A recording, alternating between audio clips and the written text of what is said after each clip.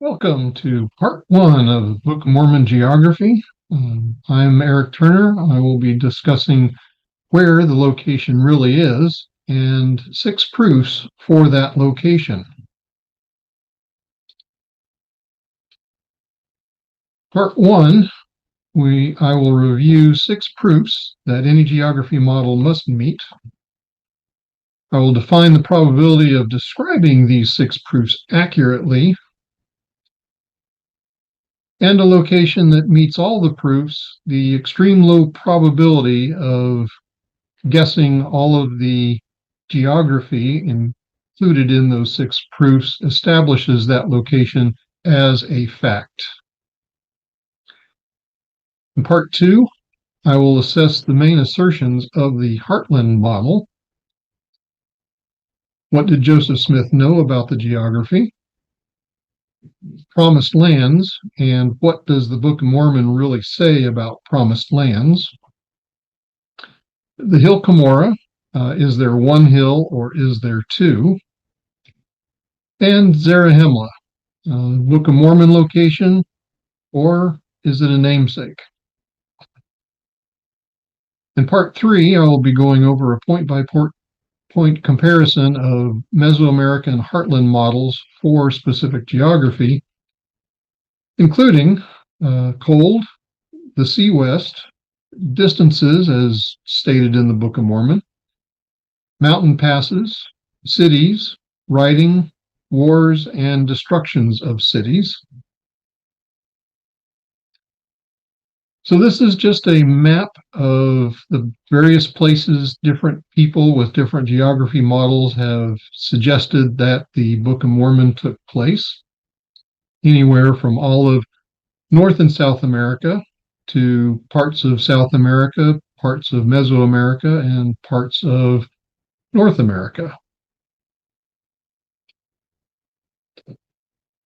Just as a note, as I go through the slides, I will be using the 1908 RLDS edition of the Book of Mormon versification, followed by the LDS versification.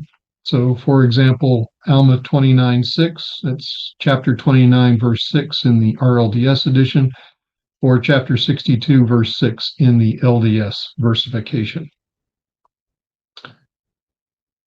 All right, so some people say that understanding the geography of the Book of Mormon is not required for your salvation.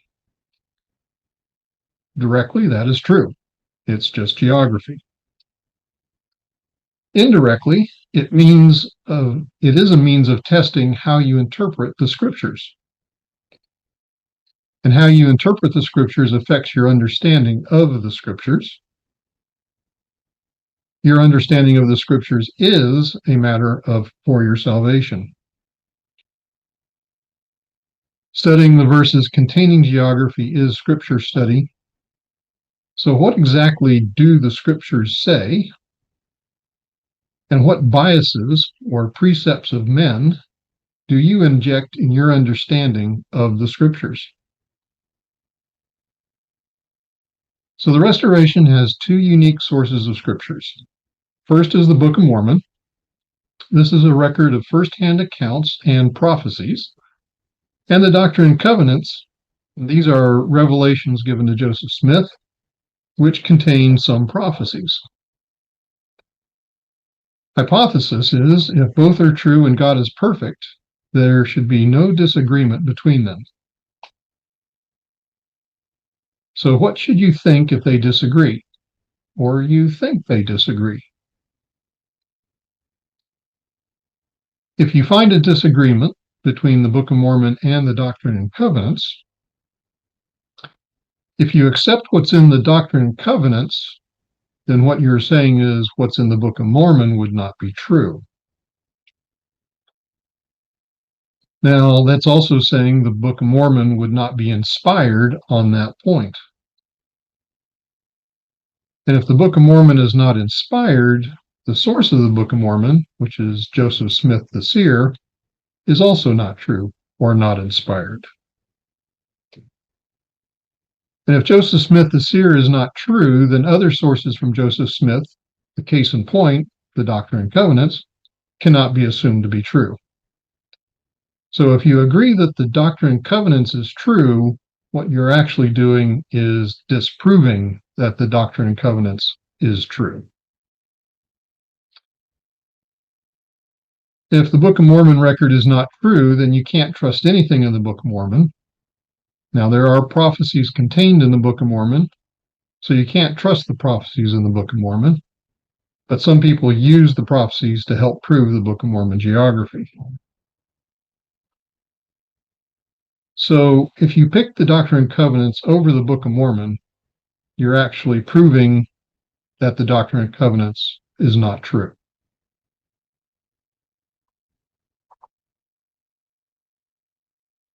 Now, if you accept the Book of Mormon, then the disagreement between the Doctrine and Covenants would not be true,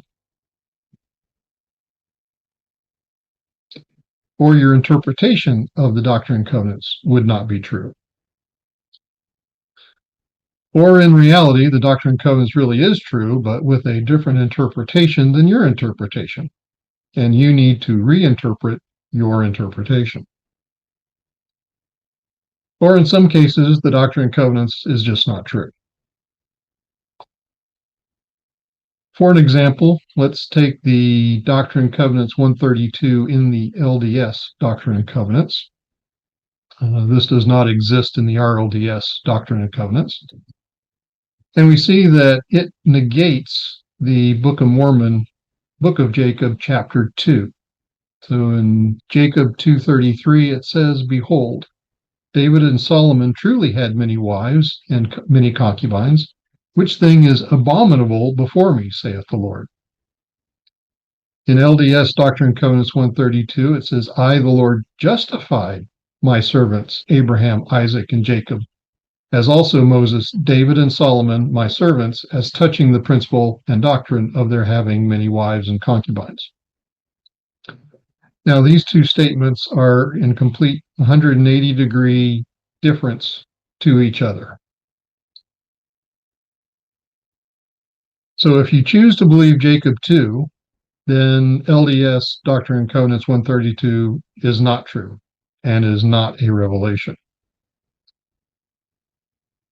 If you choose LDS Doctrine and Covenants 132 over the Book of Mormon, then the Doctrine and Covenants is also not true based on the logic that we had just discussed. All right, Scripture study point number 1. The Book of Mormon and the Doctrine and Covenants revelations are Scripture. Both must be in agreement with each other. If you detect a disagreement, most likely your precepts or biases distort the true meaning of the Scriptures in question. You also need to check if the Doctrine and Covenants is an actual revelation from the prophet. If it's not from a prophet, or there is a factual contradiction with the Bible or Book of Mormon, it's not a true revelation. We have from Malachi 3:6 in the Old Testament, it says, "For I am the Lord, I change not." And for an example of this, we just went over the LDS Doctrine and Covenants 132, that is not a revelation. There are many geography references in the Book of Mormon that are not found in the eastern United States, where the Heartland model specifies the geography for the Book of Mormon. The key to understanding where the Book of Mormon geography is located is to read the Book of Mormon. And by this, I mean pay attention to exactly what it says. In general, pay attention to what any scripture exactly says. So we'll take the River Sidon, for example. The River Sidon is a major geography location in the Book of Mormon. And so if we start looking at the various references for the River Sidon, we have an Alma 29:6 or 62:6 in the LDS. "And thus when Moroni had gathered together whatsoever men he could in all his march, he came to the land of Gideon. And uniting his forces with that of Paharan, they became exceeding strong, even stronger than the men of Pashtis. who was the king of those dissenters, who had driven out the freemen out of the land of Zarahemla and had taken possession of the land. And it came to pass that Moroni and Paharan went down with their armies into the land of Zarahemla and went forth against the city and did meet the men of Pekah, insomuch that they did come to battle. So from this description, we have that the land of Zarahemla is lower in elevation than the land of Gideon. The phrase went down. In Hebrew, that is yarad, which is Strong's H3381. It's a verb. Means to go down, descend, decline, march down, or sink down.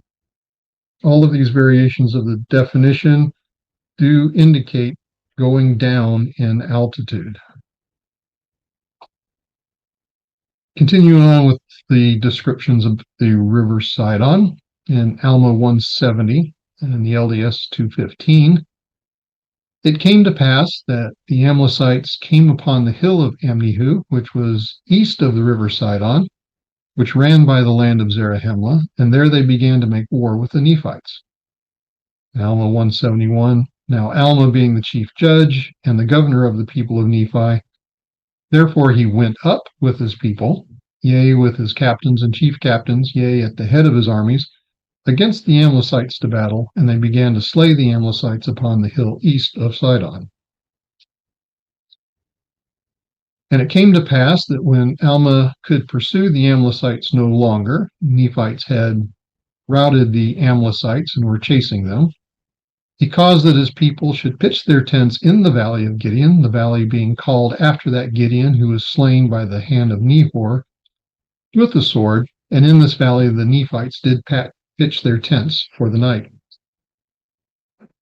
The hill Amnihu is between Zarahemla and the valley Gideon. We also have the phrase went up. In Hebrew, this is Allah, Strong's H5927, a verb, which means to go up, ascend, or climb, meaning going up in altitude. Alma 12:1 or 17:1 in the LDS.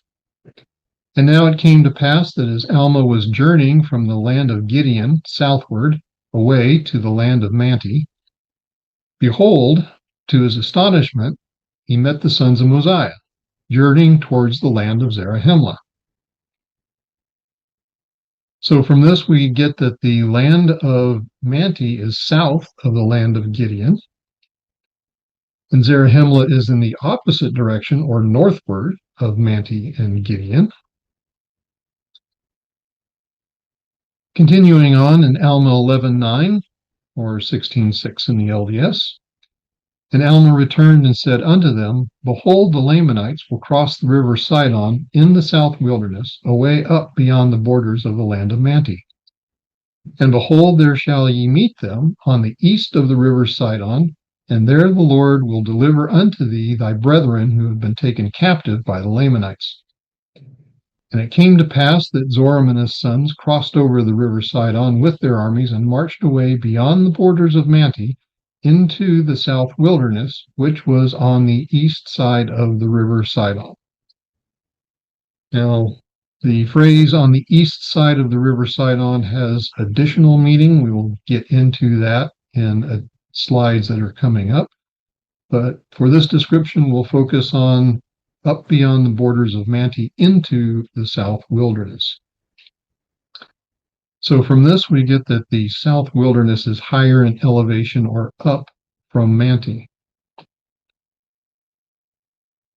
And the way through the south wilderness is on the east side of the river.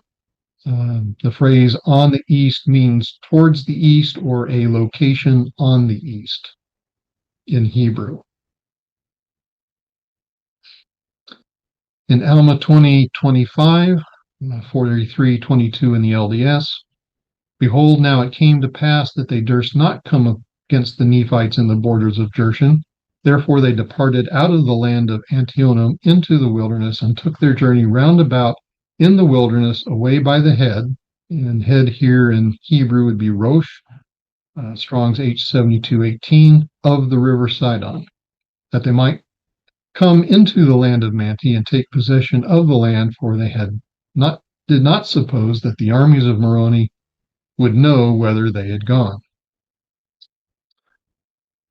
So from this, we know that the South Wilderness is higher in elevation or up from Manti, and the head or the beginning of the river Sidon is in the wilderness around Manti. As mentioned, head here in Hebrew is Rosh, 72:18, which means head, top, summit, upper part, chief, total, sum, height, front, beginning. It does not mean confluence. We'll go over that distinction in a few slides. And also the Heartland model using a poor interpretation of Genesis 2:10. Book of Mormon uses the Hebrew definition. We can see this in 1 Nephi 2:55 or 8:14 in the LDS, where it says, "And I looked, behold, from whence it," referring to the river, "came from there to me, and I saw the head thereof a little way off." So water flows downhill to a lower elevation from its head. Now, Rod Meldrum, who's a proponent of the Heartland model, has made a statement. The source is given here off of his website, where he says, "I also pointed out that the phrase head of Sidon cannot mean the source, but instead means the confluence of rivers, and refers to the map, which is shown here to the right. Illustrates where the Mississippi joins the Missouri and Ohio rivers. The Illinois River joins just north of the Missouri River. Somewhere in that area, or perhaps the entire section from the Missouri to the Ohio River, is the head of Sidon." Now, this contains a number of logical fallacies, and we will go over those. Rod Meldrum also has stated the reasoning for this in the source given here, where he says in Noah Webster's 1828 dictionary, the reference dictionary in Joseph Smith's time, the word head as relating to a river is defined thus: head, entry number 18, the principal source of a stream, as the head of the Nile. He cites this website from mschaefer.com. It's also available on Webster's Dictionary 1828.com. I tend to prefer the format for the Webster's Dictionary 1828.com, but they do have the exact same information between both websites. And he further states that while this is one definition, there is also another equally valid definition relating to rivers, which is less well known but very important to a more complete understanding. And he cites description entry number 23 in the definition for head, which states conflux. To be sure exactly what conflux means, the same dictionary defines it as conflux, noun, Latin, see confluence. Definition entry number 1, a flowing together, a meeting of two or more currents of fluid. Goes on to say that again in the same dictionary, the word confluence is defined as follows: confluence, noun, Latin, to flow, sea flow. A flowing together, the meeting or junction of two or more streams of water or a fluid, also the place of meeting as the confluence of the Tigris and the Frat, or of the Ohio and Mississippi. Meldrum's reasoning sounds logical, backed with evidence. So let's investigate Rod Meldrum's reasoning. Note here, he is using entries defined in Latin. The Book of Mormon's source language is Hebrew, and the Hebrew word for head is Rosh. So here we have the definition of Rosh, Strong H7218, masculine noun, has definitions here A, B, C, all the way through G, and we can see mappings of these definitions to the 1828 entry for head. These other entries, B, C, and G, also have mappings, but for brevity, I have only included the top 4, as well as entry number 18, which states the principal source of a stream as the head of the Nile. And this is the best definition for head of the river Sidon, is Webster's entry number 18. Okay, so here we have Webster's 1828 dictionary entries for head from 18 down to 23. There are 31 total entries in Webster's 1828 dictionary for head. We also have the dictionary entry for conflux, and we see that it has 2 entries there. Now, if you had noticed, the one word that Rod Meldrum leaves out of his reasoning is he ignores the word body in entry 23, body being the primary reference, and entry 23 is actually talking about a body of people. So the Heartland model ignores the word body. And this is logical fallacy number 1, which is a fallacy of exclusion.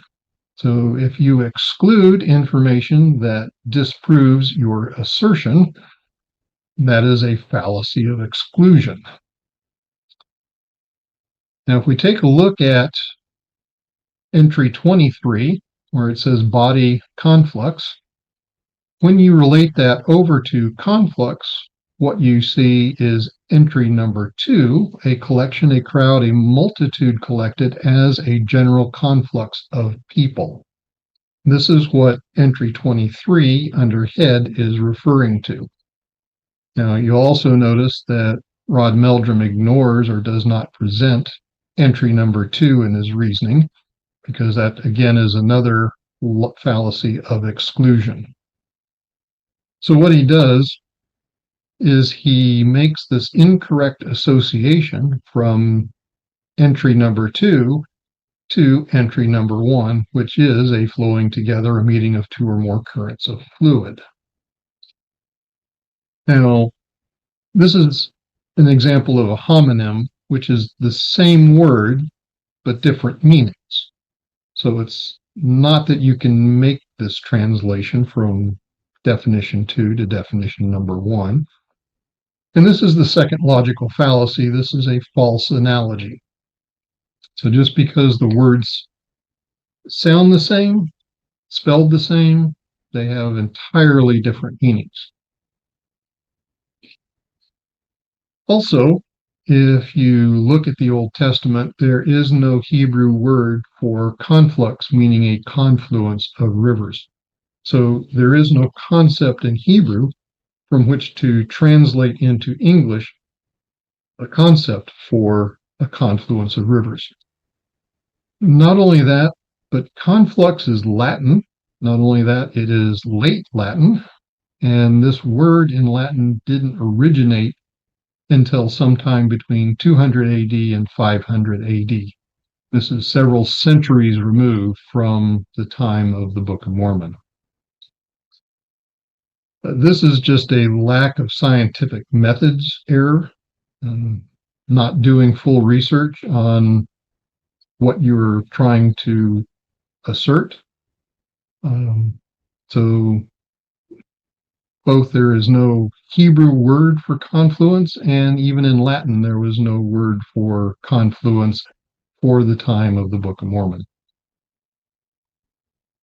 Now, if we do take a look at conflux entry number 2, we do see it does map to a Hebrew word, kahal, which is Strong's H6951, which means, among other things, a congregation as an organized body. But the Hebrew definition for conflux number 2, kahal, does not equal the Hebrew word rosh, 2 completely different words, as you would expect with entry 23 under head, meaning a body, and having absolutely nothing to do with water. So the Heartland model claim that the head equals a confluence of streams is false and unsupported.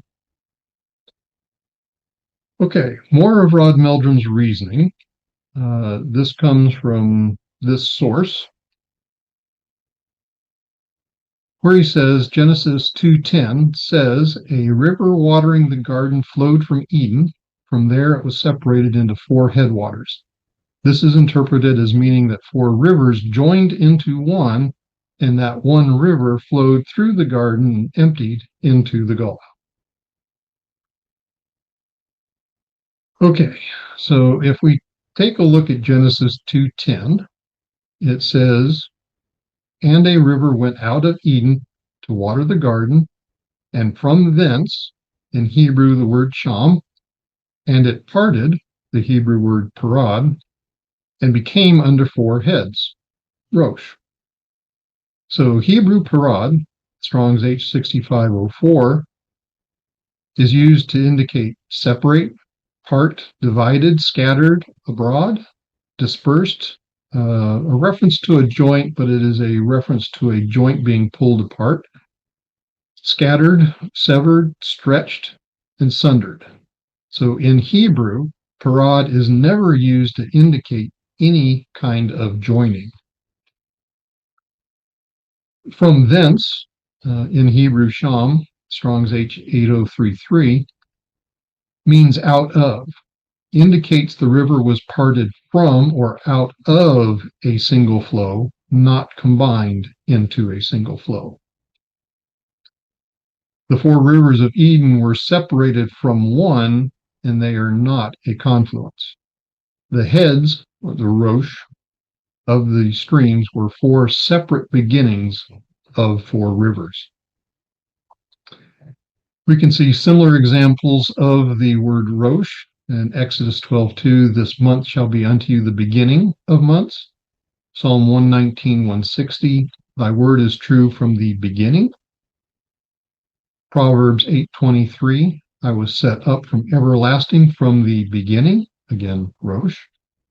Lamentations 2:19, "Arise, cry out in the night, in the beginning," rosh, "of the watches." So going back to the river Sidon, in Alma 12:1 or 17:1 in the LDS, "Now it came to pass that as Alma was journeying from the land of Gideon southward, away to the land of Manti, behold, to his astonishment, he met the sons of Mosiah journeying towards the land of Zarahemla. And thus they departed into the wilderness with their numbers, which they had selected to go up to the land of Nephi, to preach the word of God unto the Lamanites." So the land of Nephi is beyond Manti, through the south wilderness. And the land of Nephi is higher in elevation than Manti. The land of Zarahemla is in the opposite or north direction than the land of Nephi.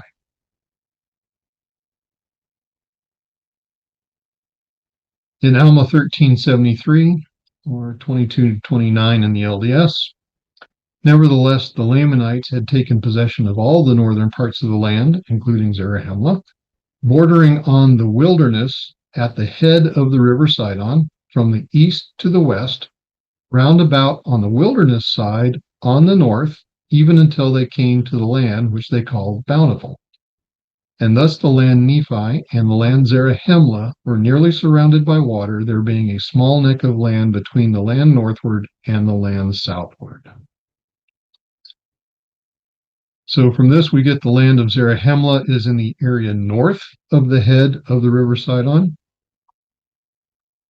There is a wilderness side near the head of the river Sidon, indicates there is also a non-wilderness side. The land of Nephi is outside or south of the land of Zarahemla. And plotting all these verses on a map,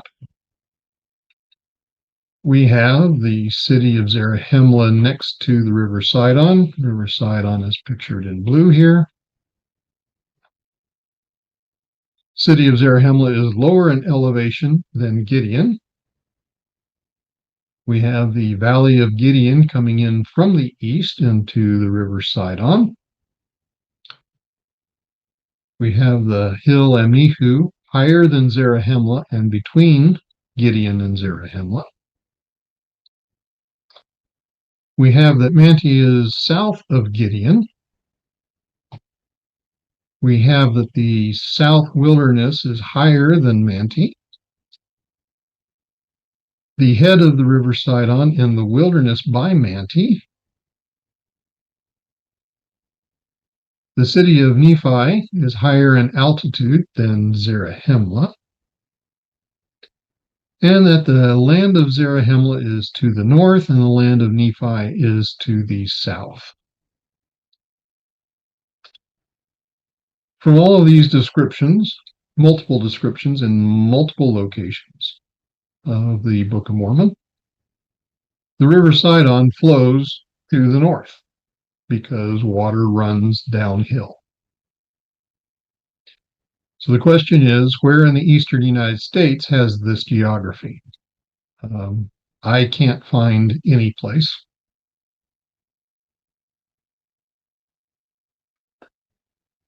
Now, Rod Meldrum has another discussion. The source is given here off of his website. And he states, question, is it correct that the LDS Book of Mormon index indicates the Sidon River flows north to a sea? Answer, no. In the LDS index in the Book of Mormon, it used to state that the Sidon River is the most prominent river in Nephite territory, runs north to the sea. That has changed. A significant change made to the new Book of Mormon index regarding River Sidon. This was done in March of 2013. The LDS church leadership recently changed in March 2013 the description of the River Sidon in the Book of Mormon index to reflect what is scripturally demonstrable. It now states simply Sidon River, most prominent river in Nephite territory, removing the speculative assumption that it runs north to a sea. That the river empties into a sea is not in question. See Alma, LDS versification 3.3 and 44.22, which indicates that the cause of the removal of the claimed direction of flow of the river from the index is the result of having no scripturally explicit text, so indicating. Nowhere does the text of the Book of Mormon definitively state the direction of flow of the rivers of the Sidon River.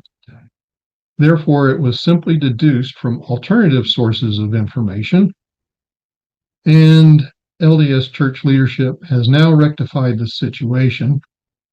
There is no textual demand for the River Sidon to have been a north-flowing river, as now acknowledged officially by the church. So the numbers 1, 2, and 3 are my numbering, identifying 3 different logical fallacies. Number 1, appealing to ignorance. We have already discussed all of the versification that does provide explicit text as to the direction of the River Sidon. Number 2 is a fallacy of exclusion, where it says nowhere does the text of the Book of Mormon definitively state the direction of the flow of the River Sidon.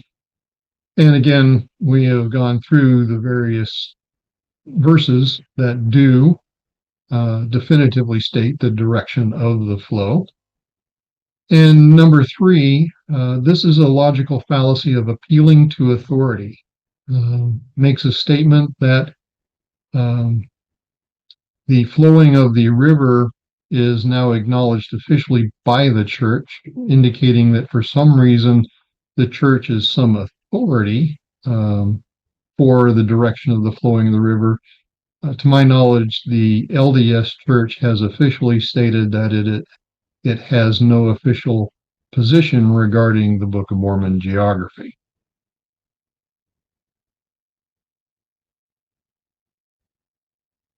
All right, so the crux of the matter, Prophecies and Promises, is a book that was published by Rod Meldrum, which describes the Heartland model.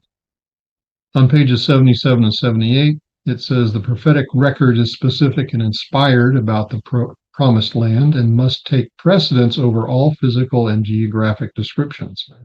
That said, when physical and geographical passages are clear, they will match the more important descriptions set forth by the prophecies and promises in the text, thus establishing an internal consistency within the Book of Mormon. Well, the Book of Mormon has words that indicate that the Book of Mormon take precedence over prophecy. The words of the Book of Mormon are a factual record, translated by the power of a seer. And in Mosiah 576, or in 815 in the LDS, it states, a seer is greater than a prophet. Prophecy must therefore be consistent with the word descriptions in the Book of Mormon, not vice versa. Prophecies also require interpretation, makes them open to be misinterpreted. So the false logic here is that prophecies are actually judged according to the record and not vice versa, as stated by Rod Meldrum. Also in the same section, if we take an example out of Helaman 2, verses 3 through 10 in the RLDS, or chapter 3, 3 through 10 in the LDS, it says, there were an exceeding great many who departed out of the land of Zarahemla and went forth into the land northward to inherit the land. And there being but little timber upon the face of the land, and it came to pass, as timber was exceeding scarce in the land northward, they did send forth much by the way of shipping, and thus they did enable the people of the land northward that they might build many cities, both of wood and of cement. Now, a note here, in Hebrew, cement also has a meaning of being smeared, something smeared, so what we would consider something like stucco, or also could apply to the mortar in between bricks. So not what we normally would think of as cement today's age, but the Old Testament Hebrew has some other meanings. Just want to make sure everybody is aware of those. Now, this geography is clear. The question is, where in the eastern United States has there been a place without timber in the north that is reachable via shipping from a place southward that has timber? The answer is no place.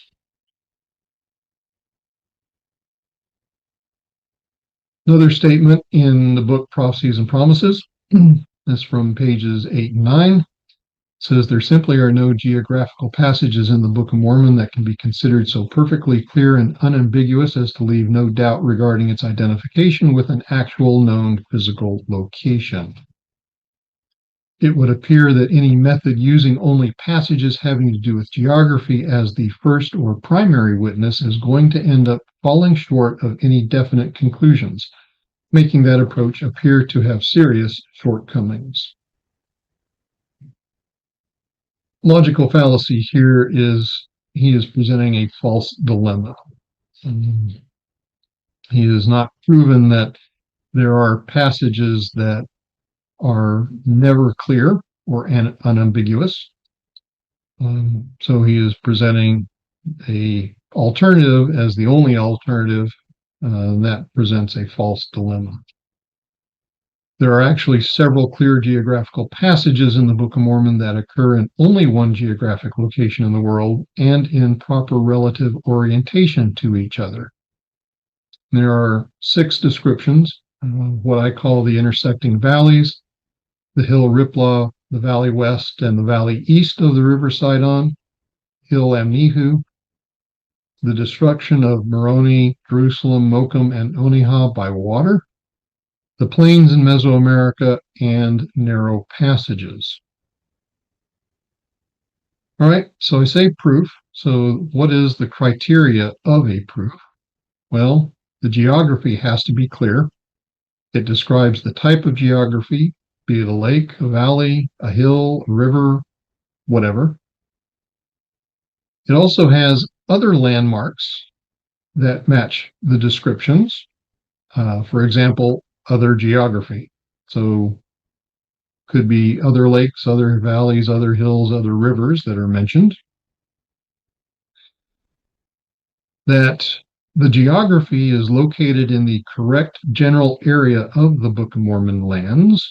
So if the Book of Mormon says that it's located in the north part of the lands, then it has to occur in the north part of the lands, or in the south part of the lands, or the east part of the lands, or the west part of the lands. Most importantly, the relative placements of the geography described in the Book of Mormon match a real-world description and relative locations of real geography. And there is only one place in the world the geography exists.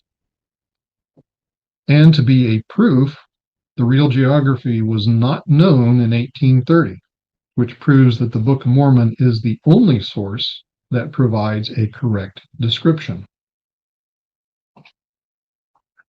So here's an internal model.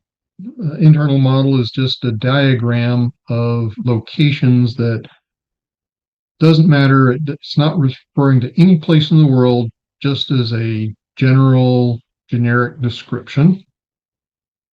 And the location of these 6 proofs that I'm going to describe. The intersecting valleys occur in the northern part of the lands, north of the narrow neck. There are 3 locations specified. The hill Riplaw Valley west and valley east of the river Sidon is kind of in the, call it, middle south part of the Book of Mormon lands, down here by the South Wilderness. Hill Amnihu is on the east of the river Sidon, north of the valley. The destruction of Moroni, Jerusalem, Mokum, and Onihah by water are down in the very, very southeast part of the lands. The plains, there are several plains located here on the east coast, a little off the east coast, but both in the southern part of the lands, and 2 others in the area of the narrow neck. And narrow passages, actually 2 narrow passages, both described in the vicinity of the narrow neck, one going into the land northward, one going into the land southward. So these are the locations of the proofs. So what is the probability that these locations actually exist in these relative locations? Okay, these 6 proofs involve 24 locations. For example, a hill on the east side of the river are 2 locations, one location for the river and its position relative to the hill, and one location for the hill and its position relative to the river. And the river is a river and not a plain or a valley or a seashore. And same for the hill, that it's a hill, and the hill has to be on the east side of the river. So we're talking about a hill, a river. We're not talking about a plain and a sea. We're not talking about a valley, that it is a hill and a river. The 6 proofs describe 9 different geography types. Talks about valleys and passages is one of the 9. Plains is number 2. Waters or lakes is number 3. Rivers is the 4th type of geography. Hills is the 5th type of geography. A west seashore as the 6th type of geography. An east seashore as the 7th type of geography. A wilderness as the 8th type of geography. And narrow neck is the 9th type of geography. So counting these locations, in the proof of the intersecting valleys, we have an east seashore. We have one valley, Valley of Korhor. We have another valley, the Valley of Shur, a largest lake named as Ripliankum, and a hill, Hill Komnor. In proof number 2, Hill Riplaw in the east-west valleys, We have a West Valley, which is Valley number 1, an East Valley, which is Valley number 2, a wilderness, which is the South Wilderness, a hill, the hill Ripla, and the river Sidon. So that is 10 geographies described between the two proofs. Proof number 3, hill Amnihu. We have the hill Amnihu. We have the river Sidon. We have Valley of Gideon, and wilderness, the Vermounts, is named in the Book of Mormon. That's 14 now, geographies. The destruction of cities. So these occur on the south portion of the east seashore, which means that the north portion of the east seashore would be treated as a different type of geography because destructions did not occur there. Proof number 5, the plains. We have 4 plains. So that brings us up to a total of 20 geography types. And the proof of the narrow passages. We have a west seashore, a passage number 1 into the land northward, a passage number 2 into the land southward, and a narrow neck. Gives us a total of 24 geography types described across these 6 proofs. Now, the probability that 24 locations fit a specific set of relative positions, north, east, south, west, and a combination of 9 geography types by chance. So 24 locations have 552 east, west, north, south relationships. Those all have to be correct.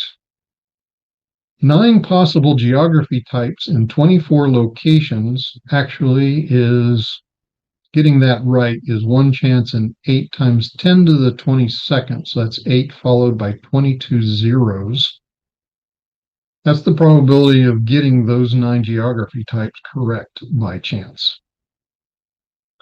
Overall, combining those two, there is 1 chance in 4.4 times 10 to the 25th. That's 44 followed by 24 zeros. The number is called 44 septillion. That's the number of possible permutations of geography types and relationships. And that's saying that wherever the Book of Mormon says there is a hill, if you're doing this by chance, you could have equally have picked to describe a river or a lake or a plain or a valley. So by getting the type of geography correct and in the correct location is 1 chance in 44 septillion. It's a huge number, hard to get your mind around that number. Just to give you a comparison, there is 4.4 times 10 to the 17th seconds, which is 17 zeros. The number is 440 quadrillion. That's the number of seconds there are in 14 billion years, which scientists claim is the age of the universe. So to give you kind of a relationship of these numbers, 1 in 3,500,000 is a number called 5 sigma. This is a criteria that something is absolutely not random.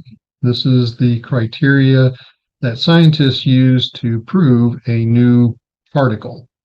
So a new nuclear particle, that they have to have data that is as clear as 1 in 3,500,000. If you play the lottery, the odds are about 1 in 300 million to win the Mega Millions lottery. As mentioned, there are 440 quadrillion seconds in 14 billion years. The zeros are adding up here. The chance of getting all 6 proofs, all 24 geographic locations correct is 1 chance in 44 septillion. That's a big number. That means that for the 6 proofs, another way of putting it, only one permutation of geography and proper relationships in 100 million universe lifetime seconds possibilities that it's a map. So take the number of seconds in a 14 billion years, multiply that by a million, and that's your chance of getting the 24 geography types correct by chance. This is such a small number that this is scientifically classified as a fact. So where these descriptions exist is where the Book of Mormon lands are located.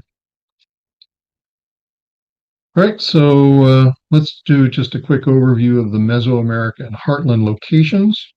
The Mesoamerica model is located in Mesoamerica, southern Mexico, Guatemala, Belize.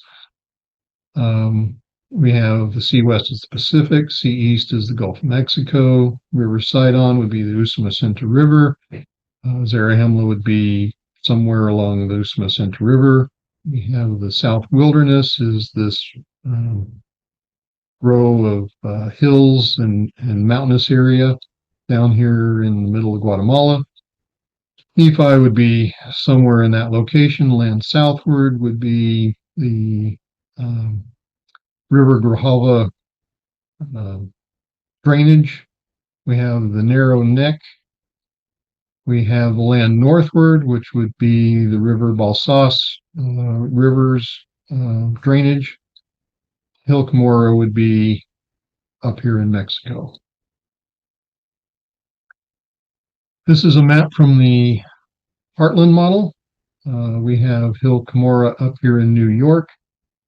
Heartland model mentions 2 CEs. Lake Ontario is one. The Atlantic would be the other sea east that's mentioned.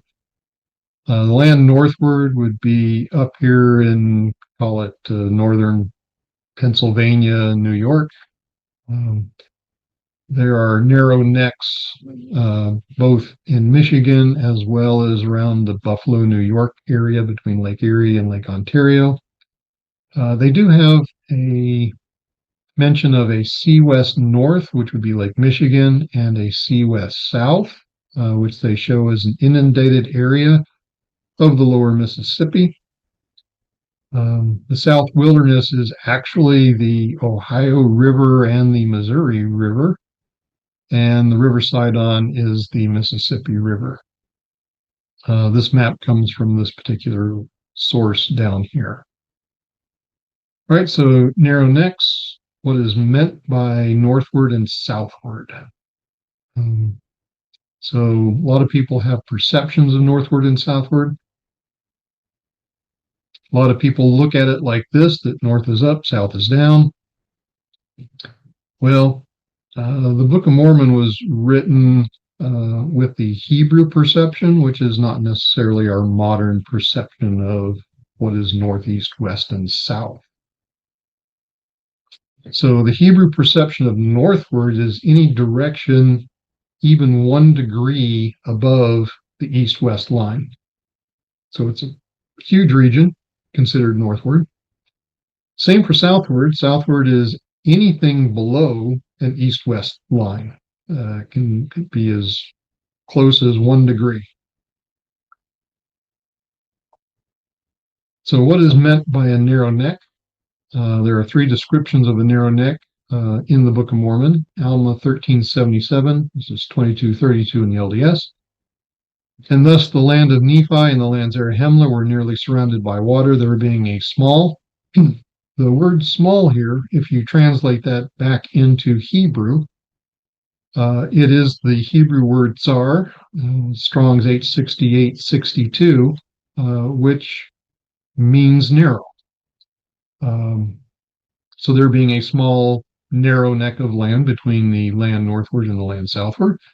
Alma 30, verse 6, or 63:5 in the LDS, and it came to pass that Hagoth, he being an exceeding curious man, therefore he went forth and built him an exceeding large ship, on the borders of the land bountiful by the land desolation, and launched it forth into the West Sea by the narrow neck, which led into the land northward. And Book of Ether, 468 or 1020 in the LDS, and they built a great city by the narrow neck of land by the place where the sea divides the land. So these are possible narrow neck locations around the world. We have Baja California, kind of pick any place along here as narrow. Denmark has a narrow neck. Egypt has a narrow neck. England has a narrow neck. You can even throw Florida in there as having a narrow neck. Italy is narrow, kind of pick a spot somewhere as a narrow neck. Korea has a narrow neck. Malaysia has a narrow neck. Mexico has a narrow neck. Nicaragua also has a narrow neck. Panama has a narrow neck. Russia, Kamchatka Peninsula has a narrow neck. The Bosphorus Straits in Turkey is a narrow neck. And also on the other side of the Black Sea, you could also say is a narrow neck.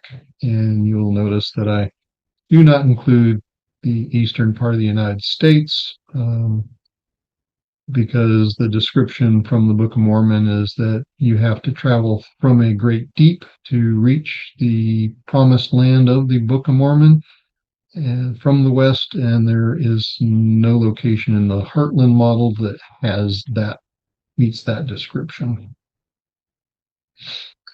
So if we take a look at the Mesoamerican location, Bountiful, land of Bountiful would be right about here.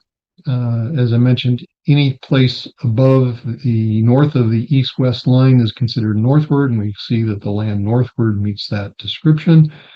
And the land southward, anything south of the east-west line is considered southward, and we see the land southward meets that description as well. So let's get to the proof of the intersecting valleys.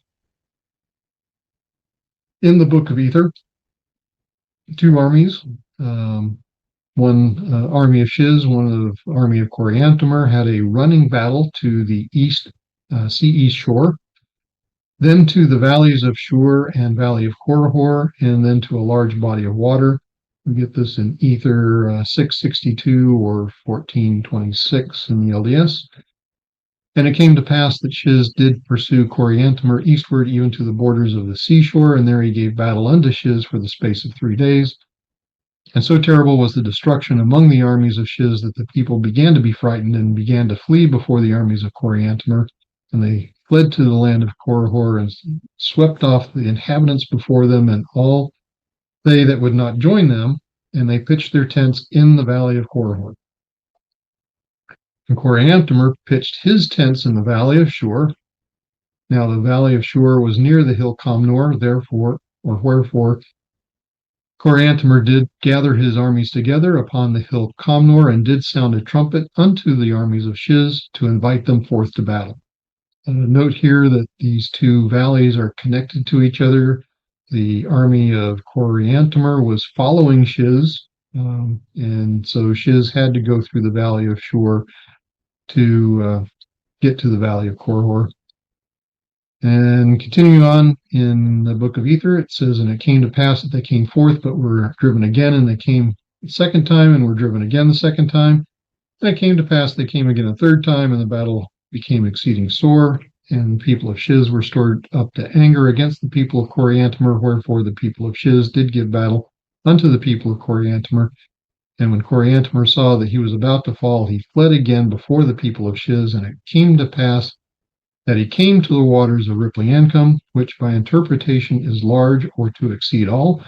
Wherefore, when they came to these waters, they pitched their tents, and Shiz also pitched his tents near unto them, and therefore on the morrow they did come to battle.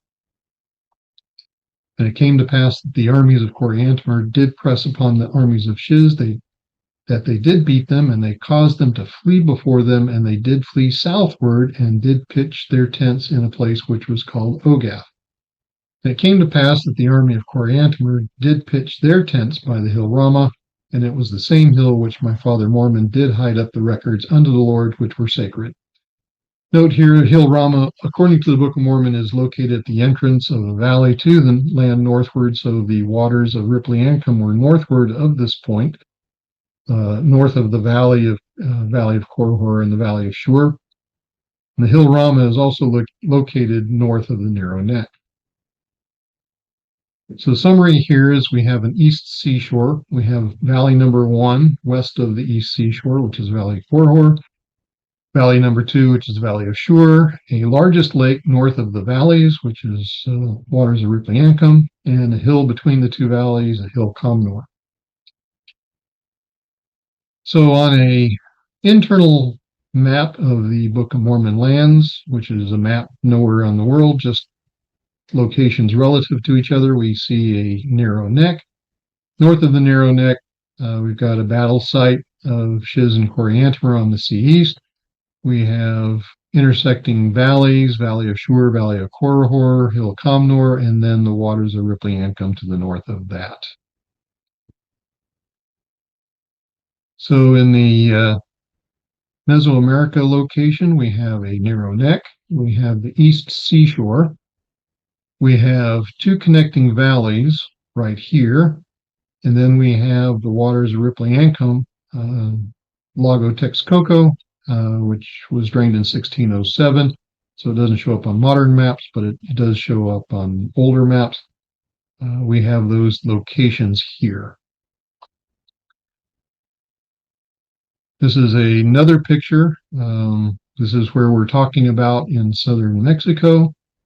So from the narrow neck area, they went a little eastward to the sea east, battle on the seashore, crossed some rivers, did happen to pass the hill Cumorah on the way through. There's one valley here, there's another valley here, and you would go right up in here and to the area of Lago Texcoco.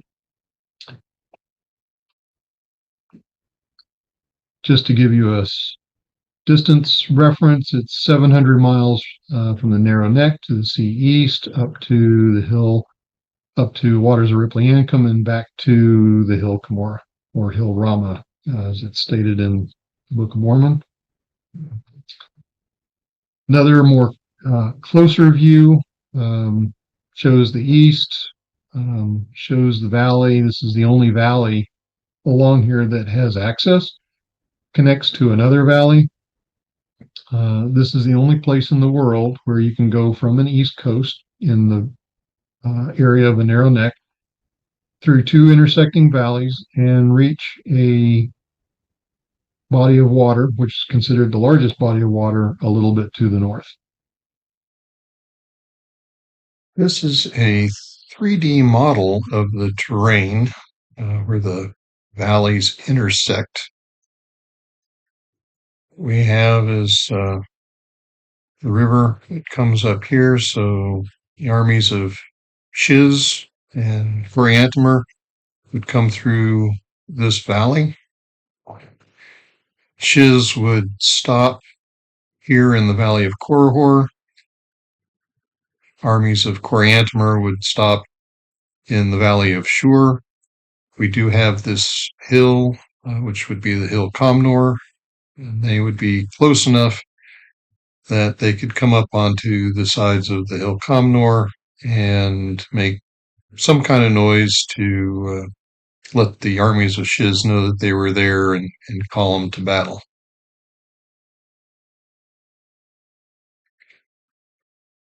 We have waters of Ripley Ancum would be up in this direction. So after coming through the valleys, they would go up to the north to the waters of Ripley Ancum. And when they come back down, they would come back down through the same valley. And quite a few people believe that this hill right here is the hill Cumorah. And this is the only valley that passes through these mountains, and this valley is not shown on any maps in 1830. Mentioned that you would have to cross some rivers. Just to give you a size reference for these rivers, this river here, about 310 feet. Don't know if in the dry season it's a little bit less than that, but 300 feet, that's 100 yards. Even 100 yards between wading and swimming, you can do that. These other rivers, relatively small, 138, 132 feet, roughly about 40 yards, 40 meters in width. Easy to cross those to get to this valley through the mountains. So the Heartland model uses two bodies of water to be the sea east, either Lake Ontario, which is the smallest of the Great Lakes, or the Atlantic Ocean. We'll just take a look at both regarding the intersecting valleys. So we have the sea east, which is Lake Ontario here. Also the Atlantic is also called the sea east. The narrow neck is in the area of Buffalo, New York. The Niagara River flows through here. St. Lawrence River flows out of Lake Ontario over to the Atlantic Ocean. Hill Cumorah is named in New York, is located here. So if you were to go from the narrow neck to the sea east, you would travel here. Then to go to the lake to the north, which is the largest lake. The largest lake is Lake Superior. You would have to travel up this direction and then travel back this direction to get to the Hill Cumorah, or also called Hill Rama. It's roughly 1,070 miles for this. Traveling, it take you about 36 days, not including any days for battling. The other option is you go from here to the Atlantic Ocean. If the Atlantic Ocean is the sea east, you would travel this direction, which means you would travel back this direction, cross the St. Lawrence River, again back to Lake Superior, and then back around to Hill Cumorah. That's about 1,750 miles, would take about 58 days of traveling. Either option requires either crossing the Niagara River or the St. Lawrence River. So let's take a look at that. This is a close-up of the Niagara River. At the Pearson Bridge, it's about 2,000, little over 2,000 feet wide, the river. At the place where the Niagara Thruway crosses over to Grand Island, that's about 1,762 feet. But from Grand Island, you have to get across, and to cross there is 2,357 feet. Below Grand Island, the width of the river is over a mile, 6,254 feet. Niagara Falls is located right about here. This section of river is sort of narrow. It's 340 feet, 45 feet wide. But it's full of Class 6 rapids, which is the highest class rapids. And there is also unscalable cliffs on the other side. So you just can't cross in that section.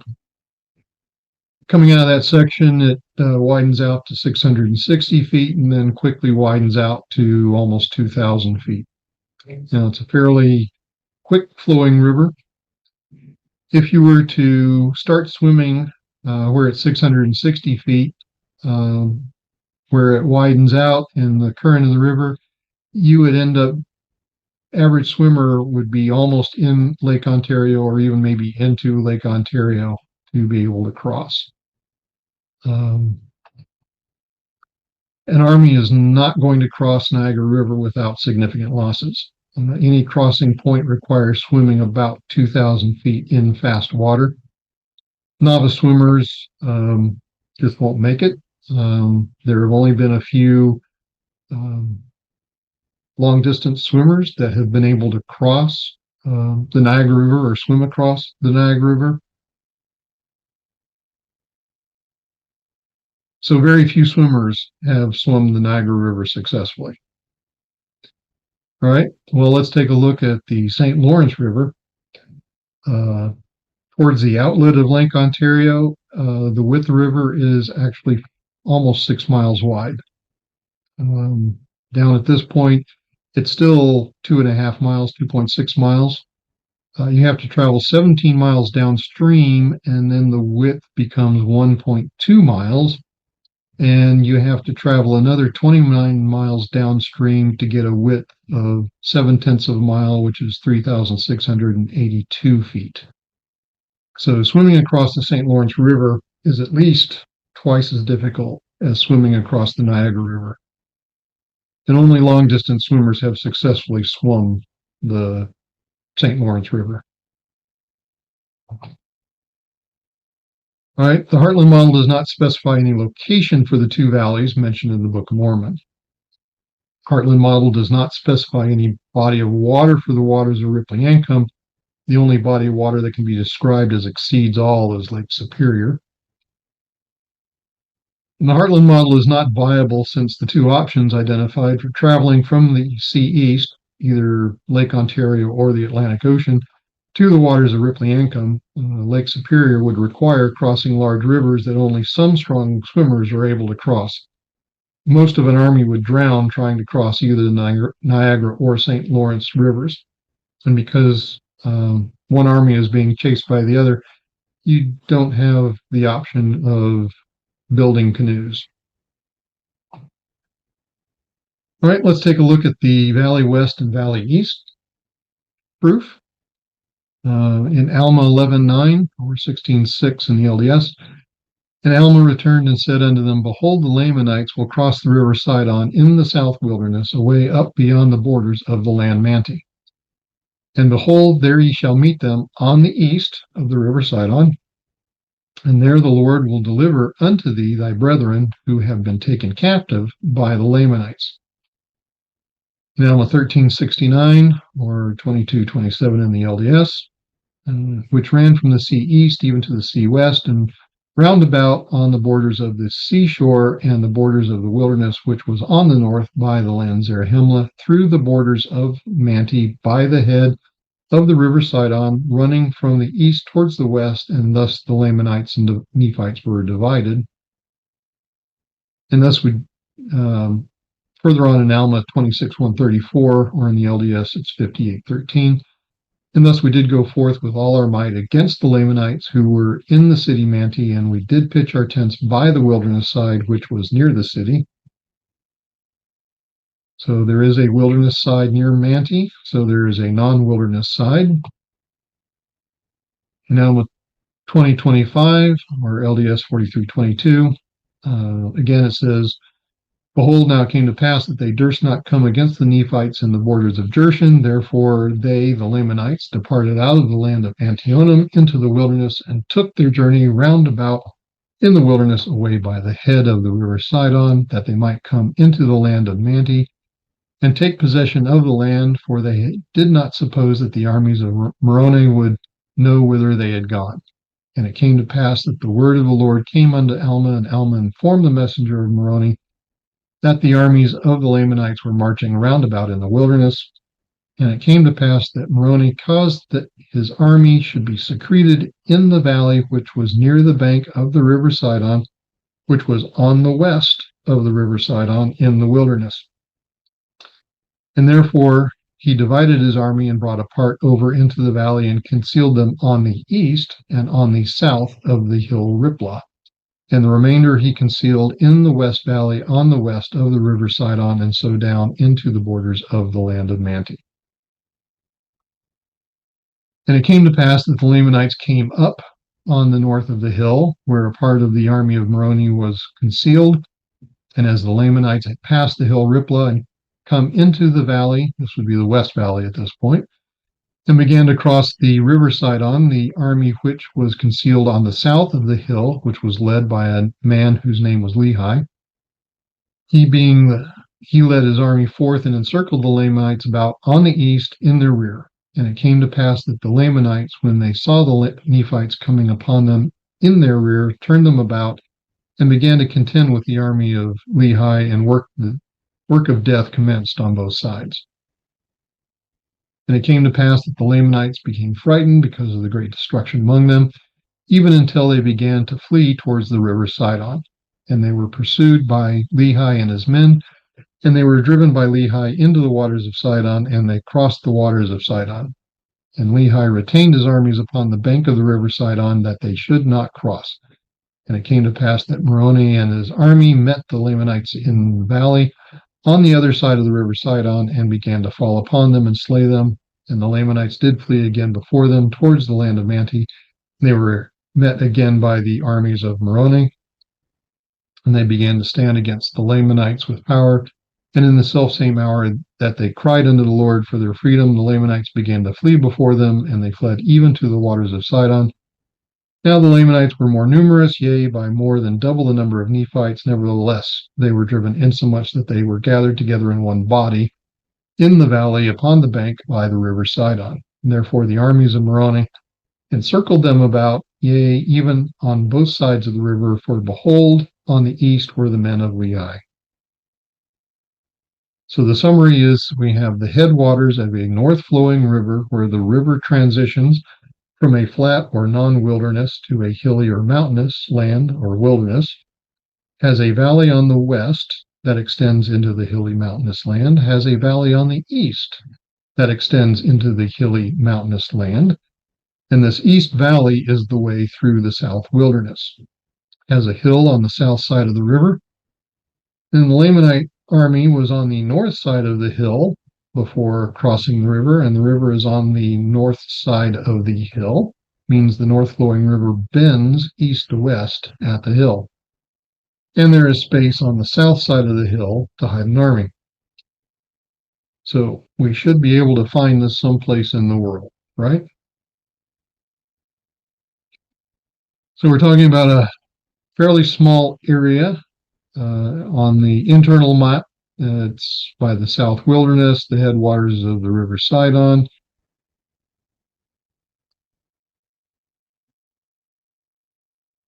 This is in the middle of Guatemala. We have Antionum over here towards the Gulf of Mexico. Jershon is inland. Lamanites came through the wilderness this direction. You come to the river here, the headwaters described as here. This is the East Valley. You can see it goes east to west. There is a hill right here, a hill Ripla.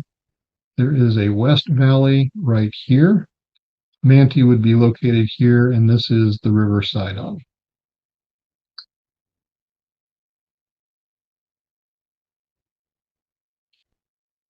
This is a close-up.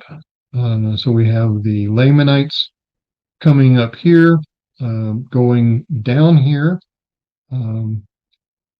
This is, as a note, they do know that the Mayans did use this route as a trade route, because this is the only way through this wilderness. You would cross over to, call it the west side of this east fork of the river. So you could go along the north side of this hill right here. The river itself is a little bit further out. It flattens out. It's very wide at this point. It's very narrow during going through the mountains here. You can actually cross at several locations through this mountain valley. And then you get over here to, this is the smaller tributary. So it's easier to cross here. So this is the river that's mentioned as being crossed. The army that was here in the West Valley, the army of Moroni, would come out and meet them. And the army of Lehi would be on the south side of this hill. And as the Lamanites went past, you would come about on the east and get behind them. And this whole description, you have higher elevation here, lower elevation going down into Manti, and the reference is that you would go from here down into Manti. You do see that there is a kind of an area where there's a wilderness side and a non-wilderness side. Here is a 3D model, terrain model of just the valley on the east. We are looking north to south, so south is at the top of this. Uh, we are looking at this perspective, I guess if you say from the Nephites' perspective, so looking from the north to the south.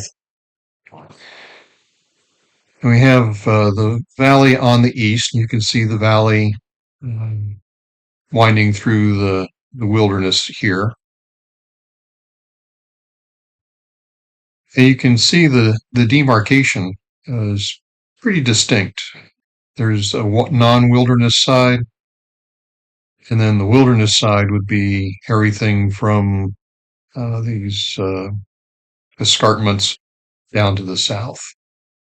Anywhere along this river, there are quite a few places that are easy to cross. The water flows fairly rapidly, not too rapidly, but once it gets down through this gap, this last gap in the hills, it slows down quite a bit. The river widens out, becomes much deeper. So the army of Lehi would be positioned probably somewhere around here on the south side of the hill Riplah.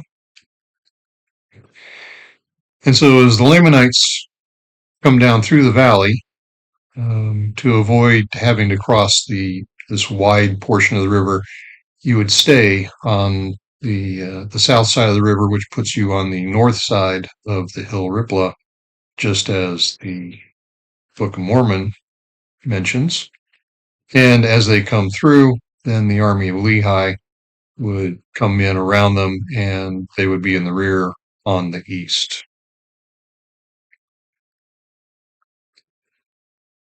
This is the 3D model looking at both the valley on the east and the valley on the west. Again, we are looking from the north at the bottom of the screen to southward, which is the top of the screen. You can see that there is a very distinct valley on the west, and we discussed the valley on the east. And again, just this very distinct transition from a non-wilderness side to the wilderness side, very distinctive. We would have the army of Moroni here in the valley on the west. Again, the army of Lehi, as we mentioned, would be positioned here on the south part of the hill Riplah in the valley on the east. As the Lamanites come through, they would be between the river and hill Riplah, so they'd be on the north side of hill Riplah until they come to this tributary, which in the Book of Mormon is also called the river Sidon. And they would plan to cross here and go down to Manti. But as they do, the army of Moroni comes out of the valley west, meets the Lamanite army, turns them back towards this river, and the army of Lehi is on the other side of the river, and this is where they're surrounded, and they finally surrender. This is a map. This is a map from 1876. You see kind of this blue shaded area. This is the Rio de Pasión, which would be the Valley of Gideon. This river in kind of the yellow highlight is the Lankenton, which is not the river Sidon. There is no Usumacinta River on this map. On the current map, this is where the Rio de Pasión exists. This is where the Lankenton exists. It goes into the South Wilderness, but you can't get through the South Wilderness with any of the tributaries here.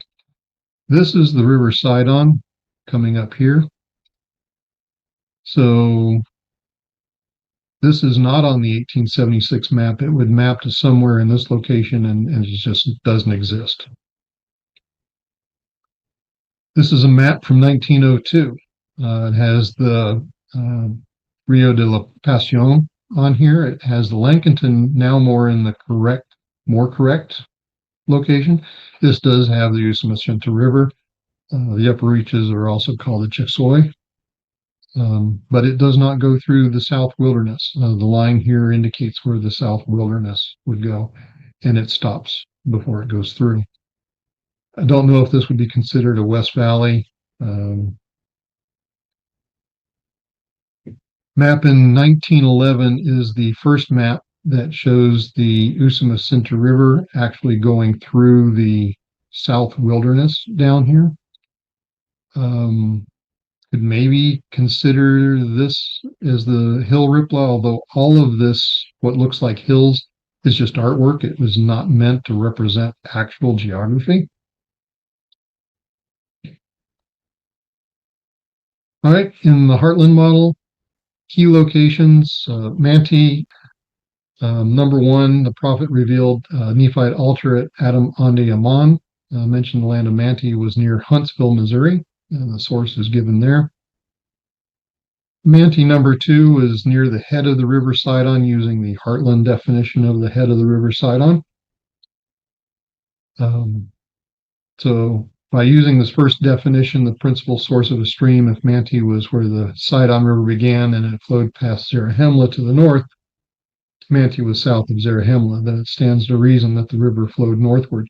However, if the second or confluence definition was used, which we've identified as a completely incorrect definition, but this is the reference given by Rod Meldrum, Manti would have been at a junction of two rivers, which means that the river flowed past Zarahemla and then on down to the junction or head at Manti, which would thereby indicate a southerly flow from Zarahemla, main branch of the river, down to the confluence.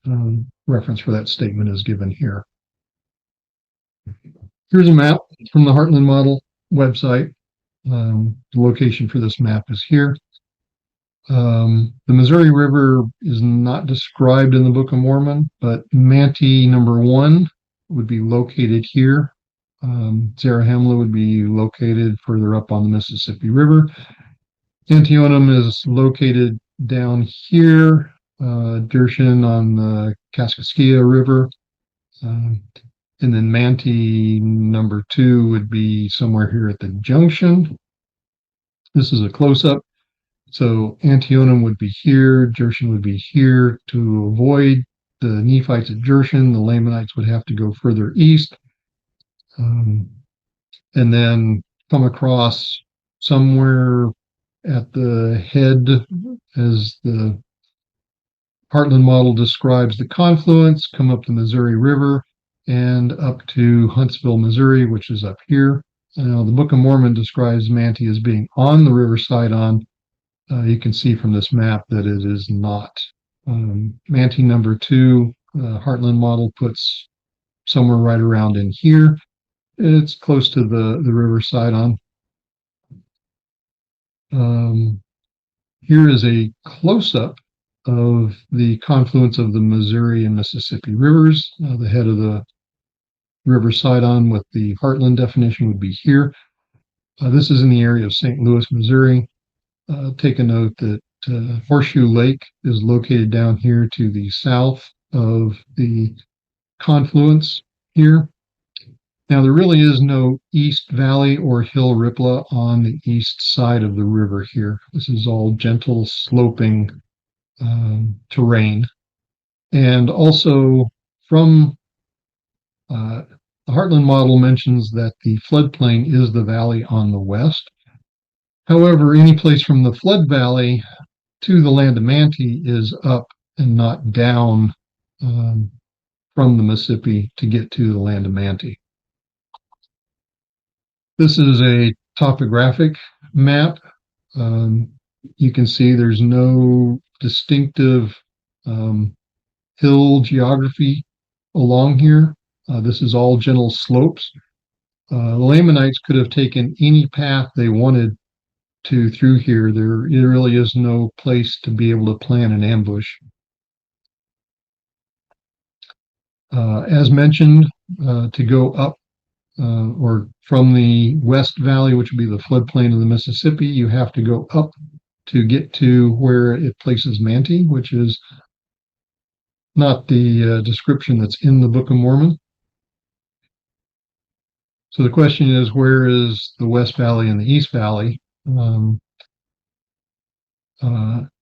Book of Mormon says the West Valley on the west of the river Sidon, and so down into the borders of the land of Manti. Whereas at this location, you always have to go up to get to any place called Manti.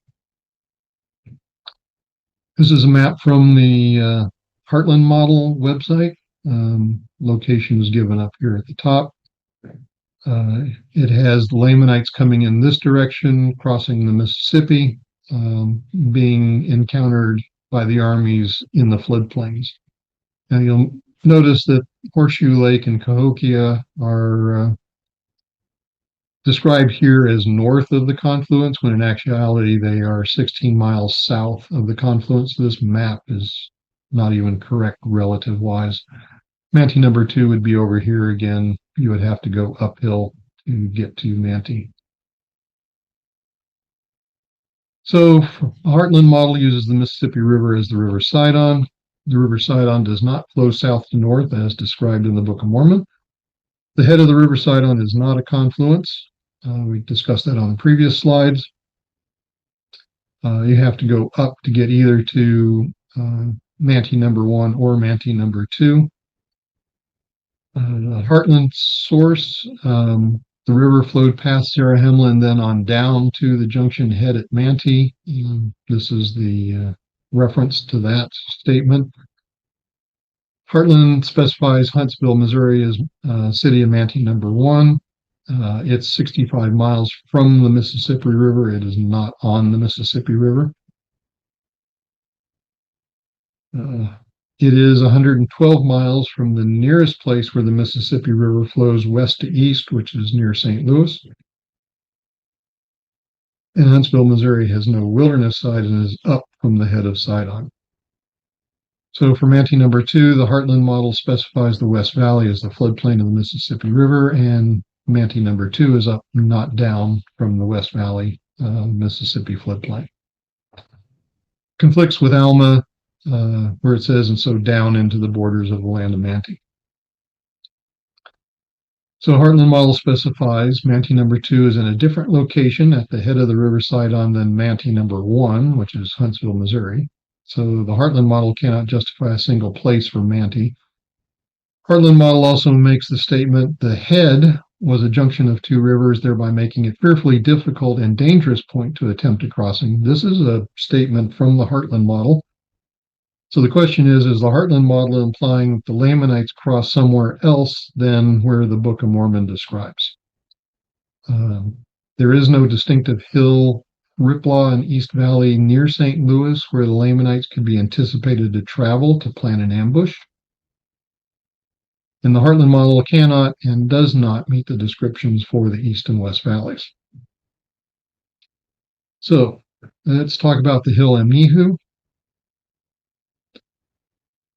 In the Book of Alma, a Nephite army from Zarahemla meets the Amlethite army at the hill Amnihu, Alma 165 or 212 in the LDS.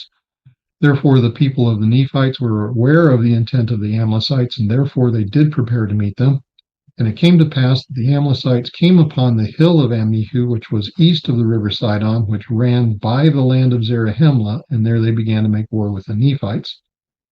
The Nephite army pushed back the Amlethite army. The Amlethite army retreated to the city of Minon and joined the Lamanite army, and the Nephite army stopped at the Valley of Gideon.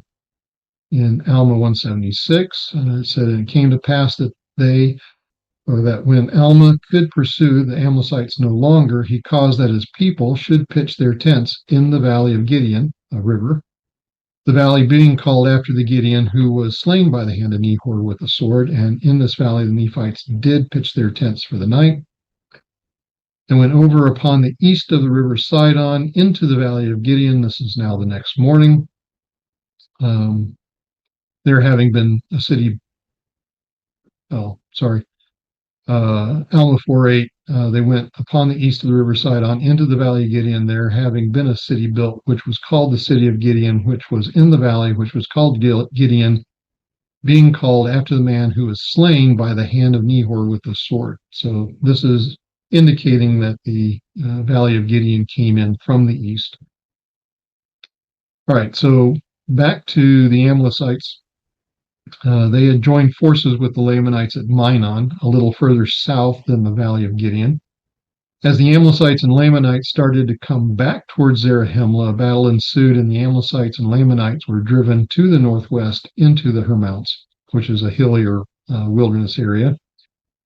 So in Alma 195, this is being 236 in LES versification, and the Nephites did pursue them with their might, and did slay them, yea, and they were met on every hand, and slain and driven until they were scattered on the west and on the north, until they had reached the wilderness, which was called Hermounts. So somewhere back along the river Sidon, to the west and north is a wilderness, which was called Hermounts. So we have Zarahemla is on the west of a north-flowing river. Note there should be a way across the river. There is a hill on the east of the river. The river Sidon flows south to north. It's a northward flowing river. There is a valley and another river further south along the river. This river in the valley Gideon flows into the river Sidon from the east. The hill is between Zarahemla and the river in the valley of Gideon, and there are hills and mountains northwest of the valley of Gideon. All right. If we take a look on an internal model, it's located somewhere along the river Sidon, and Valley of Gideon is right here. That would place it on the Mesoamerican model somewhere in this location. And indeed, we find a 400-foot hill on the east side of the Usumacinta River. It is the only hill on the east of the river. It is between where Zarahemla would be and the Valley of Gideon, which would be the Rio Pasión, coming in from the east. This hill did not appear on maps until 1934. Probably could be argued that it didn't even appear on maps until detailed topographic data was gathered in the 1980s and 1990s. This is the only narrow neck location with this geography. And it also shows here as the Lamanites came back towards Zarahemla, that the Nephite army fought them, and to the north and west is a hilly area. Here is the 3D model of what this area around Hill Amnihu looks like. We have this small stream that kind of curves around the hill, and it's actually part of a I don't know, call it a hill complex. There's another smaller hill over here. This is the tallest of the hills. These hills extend just a little bit off the screen here, so it's just a very localized set of hills. Again, this hill is about 400 feet tall. And so the Amlicites would come up somewhere close to Hill Amnihu. There's kind of this area that it's just off to the hills. The Nephites would come in, they would have the battle. And then the Amlicites would retreat back to Minon in this direction, and the Nephites would chase them and settle in at the Valley Gideon. And this hill did not appear on maps until after 1934.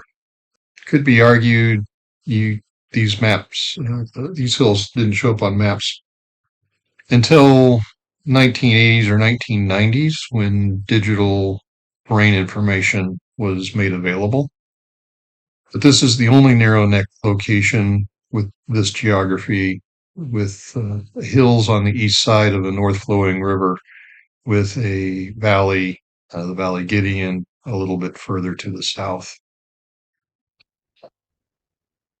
This is a picture of a bridge, which is known to have existed at the city we call Yaxchilan. There are two piles in the river which can still be seen today. They do know and have dated certain aspects that they know that this bridge existed as late as 600 AD. But it does show that there is a large economic or military value to crossing the river, to put this much effort into creating something rather than crossing on by boat. Just to give you an example of the engineering required for that bridge, this is a list of the longest span of bridges by date, 217 BC. There was a stone arch bridge, Martorell Bridge. The longest span was 37 meters, which is 121 feet, span being the distance between bridge pilings. In 104 AD, there was a timber bridge on the Danube River, the Trajan Bridge. That had a span of 171 feet. Usumacinta River in 600 AD, this was a hemp rope suspension bridge.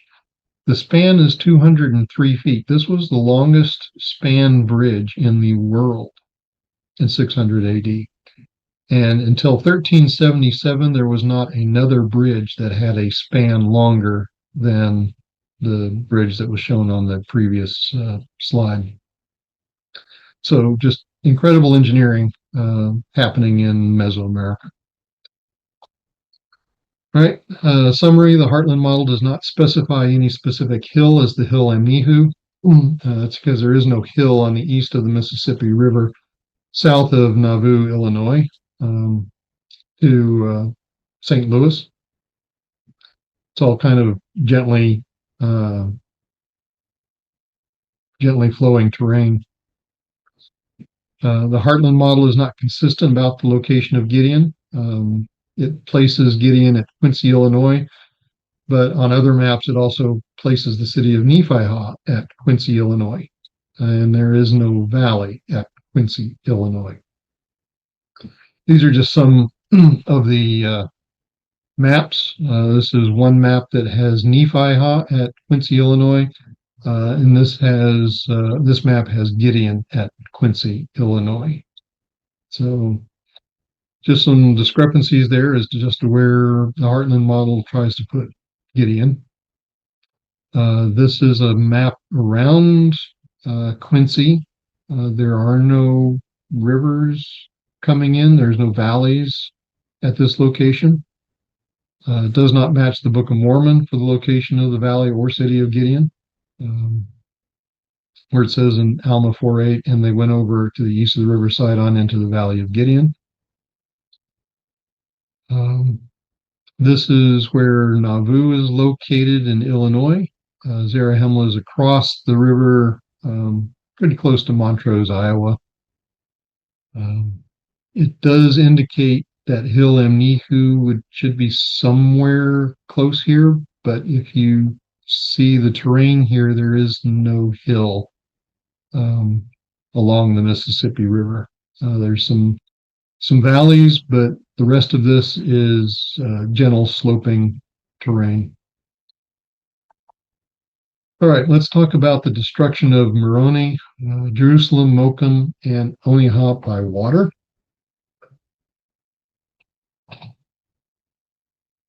In 3rd Nephi, the cities of Moroni, Onihah, Mokum, and Jerusalem were destroyed by water.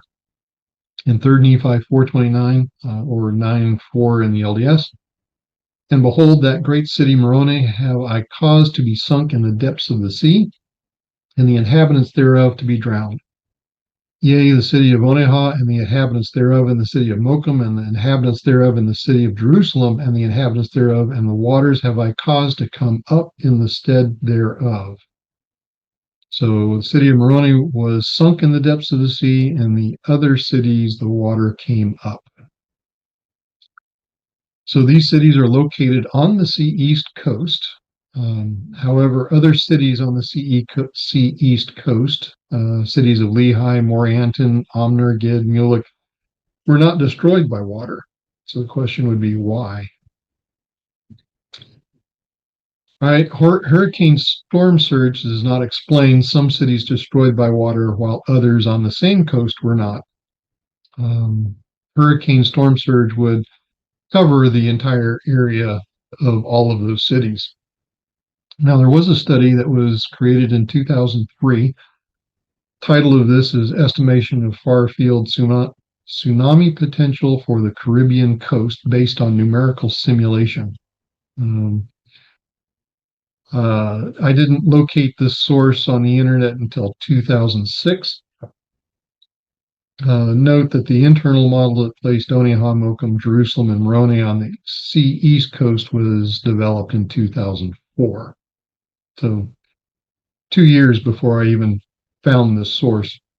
The authors of this paper investigated the source of earthquakes, the shape of the seafloor in the Caribbean, and developed a model for predicting where tsunamis would occur.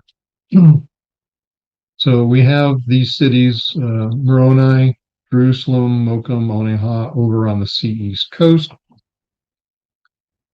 And these would be located down at the base of Belize, in the Gulf of Mexico, top of Honduras.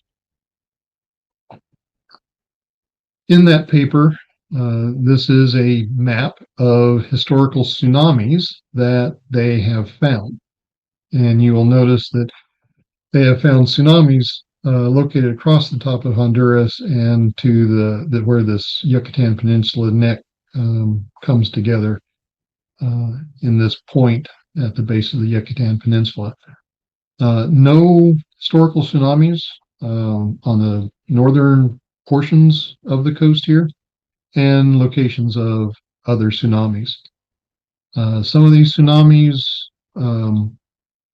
along here, it has up to 2 meters, 6 feet. 6 feet in wave height for a tsunami is a large tsunami. So they modeled where all the earthquakes would happen and took a look at what the effect would have with earthquakes in all these locations and what tsunamis would be created. And they indeed found that on the north coast of the Yucatan Peninsula is a safe area that does not have or will not have tsunamis. And so the only place that has tsunamis is in the exact same place where the Book of Mormon says that the water came up to destroy those cities. This is a Mayan glyph. Happens to have a person drowning. It has a city falling into the sea. It has a volcano. This right here is a tsunami glyph. This is somebody on a boat escaping. This picture image is independent proof that these destructions did occur in this general location. This photo is attributed to Theobert Mahler, who did a lot of photography of Mayan sites. He lived from 1842 to 1917. We don't have a location for this. People think it's Chichen Itza where this glyph is located, but at the time that Theobert was photographing these locations in Mesoamerica, didn't even have names yet, so he couldn't record a name of where this was taken. All right, this is a map from the Heartland model. Location of it is given down here. Now, the Heartland model places the city of Moroni by the Potomac River, not in the Potomac River. City of Moroni supposed to have fallen into the sea or subsided into the sea. Now, the Potomac River has been stable. There have been no destructions by water that have been found. So this does not meet the descriptions of the Book of Mormon for the destructions of the city. All right, let's talk about plains in Mesoamerica. There are 4 plains mentioned in the Book of Mormon: plains of Agash, Echelon, Nephi-Ha, and Mulek. On an internal map, Mulek would be south of the Narrow Neck on the sea east coast. Plains of Nephi-Ha would be south of the plains of Mulek, further down close to the sea east coast, and the plains of Agash and plains of Echelon would be in the Narrow Neck area. On the map, Mulek would be located about here, so the plains would be just inland from there. Nephi-Ha and the plains of Nephi-Ha would be located here, and the 2 plains at the Narrow Neck would be located here. Now we have to take a look at the vegetation in Mesoamerica at the time of the Nephites. Right now, it is mostly forested, mostly jungle.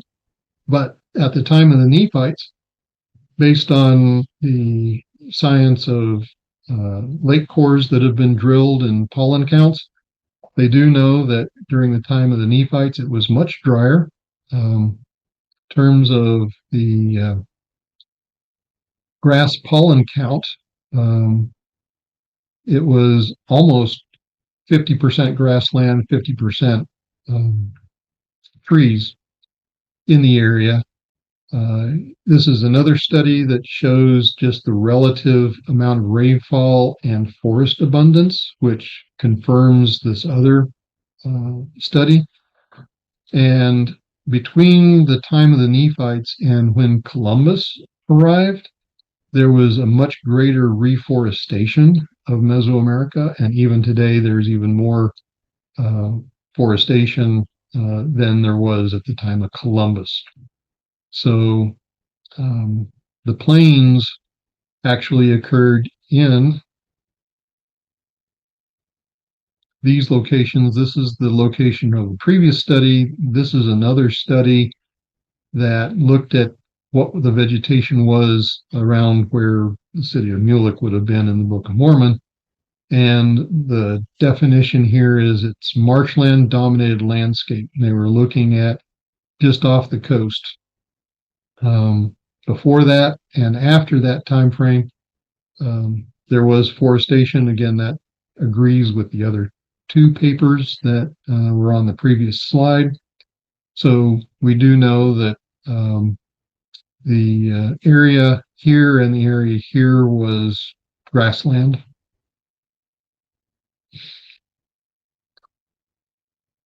So we have what is current lowland forest, but were actually plains during the time of the Book of Mormon here.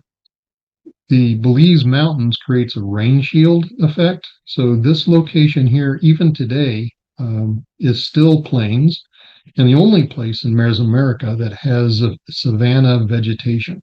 The rest of the vegetation throughout Mesoamerica is jungle, but here it is still savanna vegetation. And we have the cooler Pacific waters that cause coastal plains near the Narrow Neck. So the 4 locations, exactly as described, would be plains at the time of the Book of Mormon.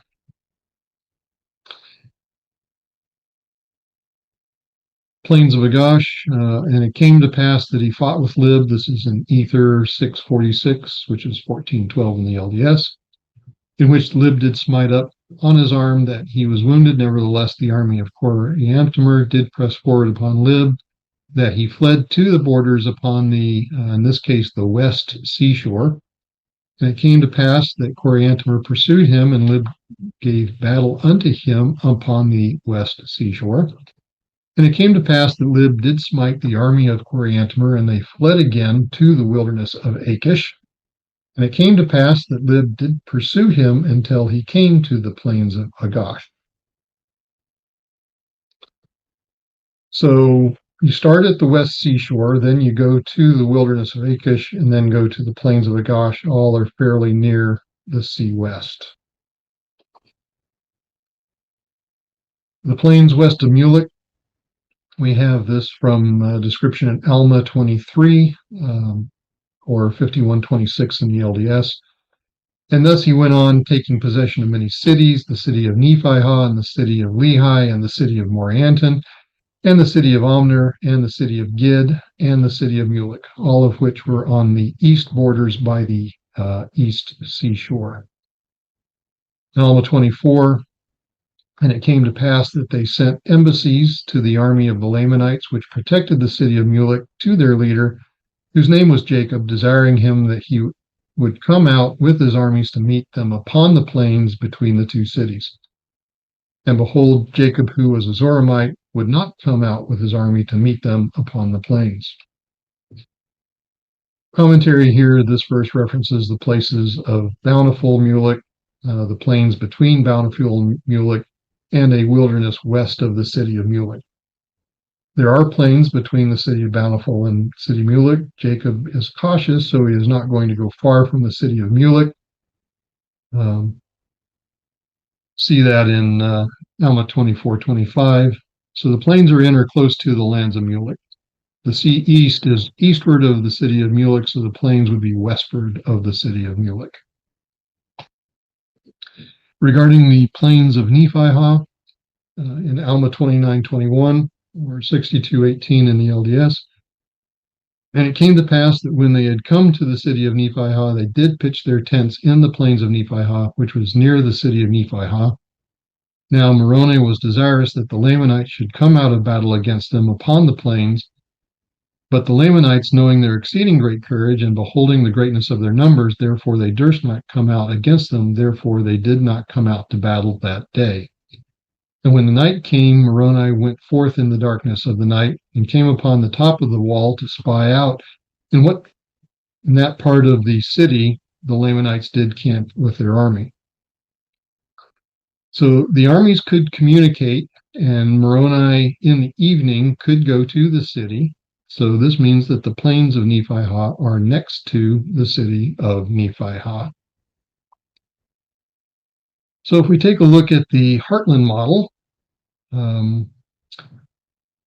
this is a map of Indiana vegetation prior to European settlement and glaciation. This is adopted from a study conducted by Lindsay. Reference for this map is here. I mention Indiana because the Heartland model cites Indiana as where the plains of Nephihah are located.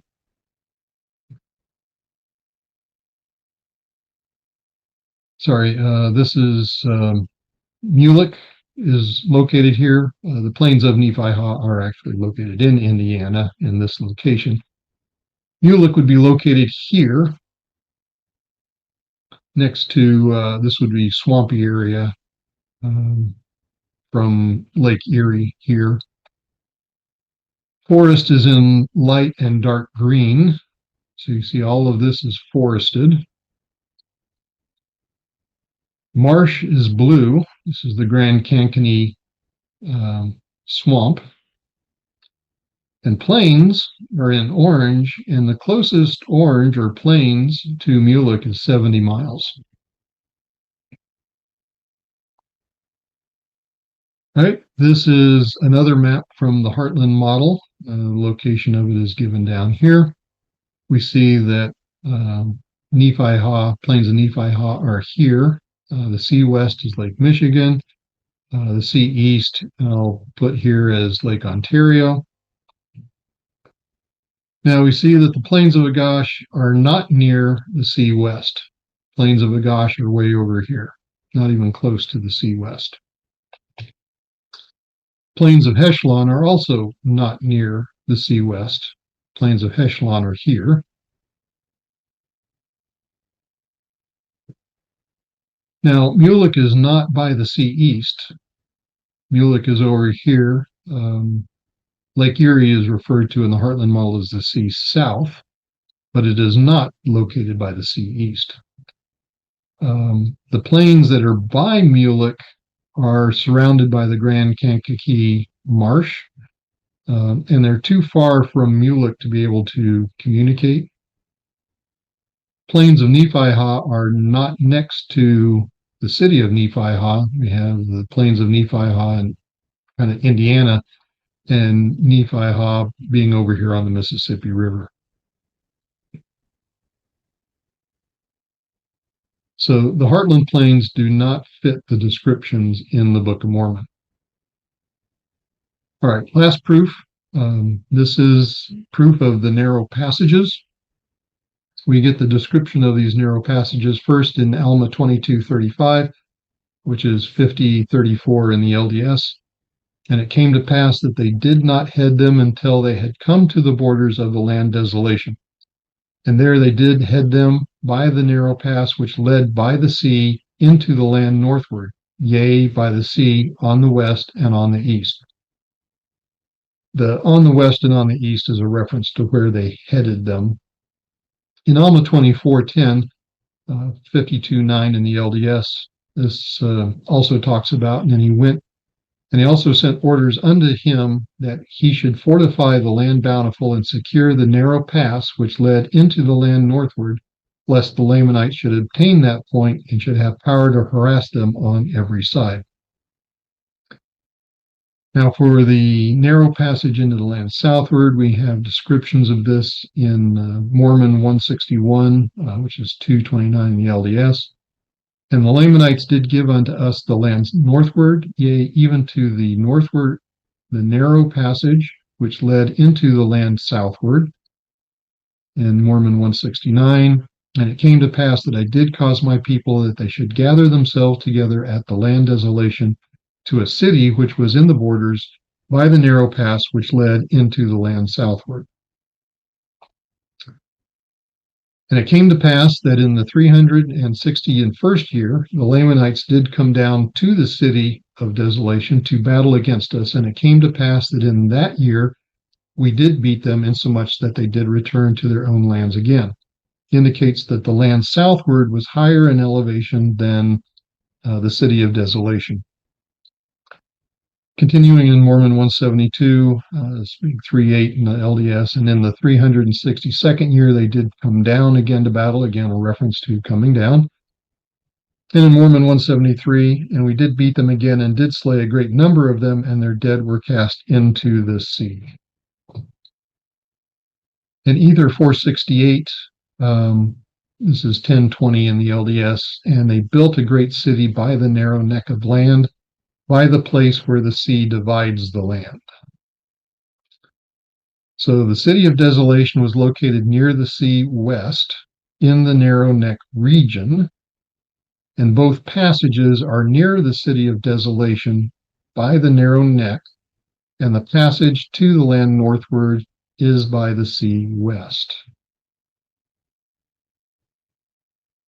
All right, so pass or passage in Hebrew. The Hebrew word is ma'abar. This is Strong's H4569, which means either a river ford or a mountain pass or passing. Gesenius's Hebrew Chaldee lexicon again mentions a place of passing over, either a ford in a river. Example there is given in Genesis 32:23.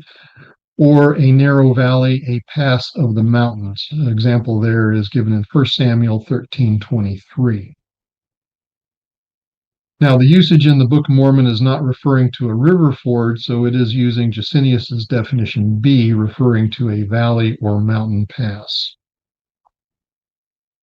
Meaning, two such valleys or mountain passes are near the sea west, where the city of desolation was located.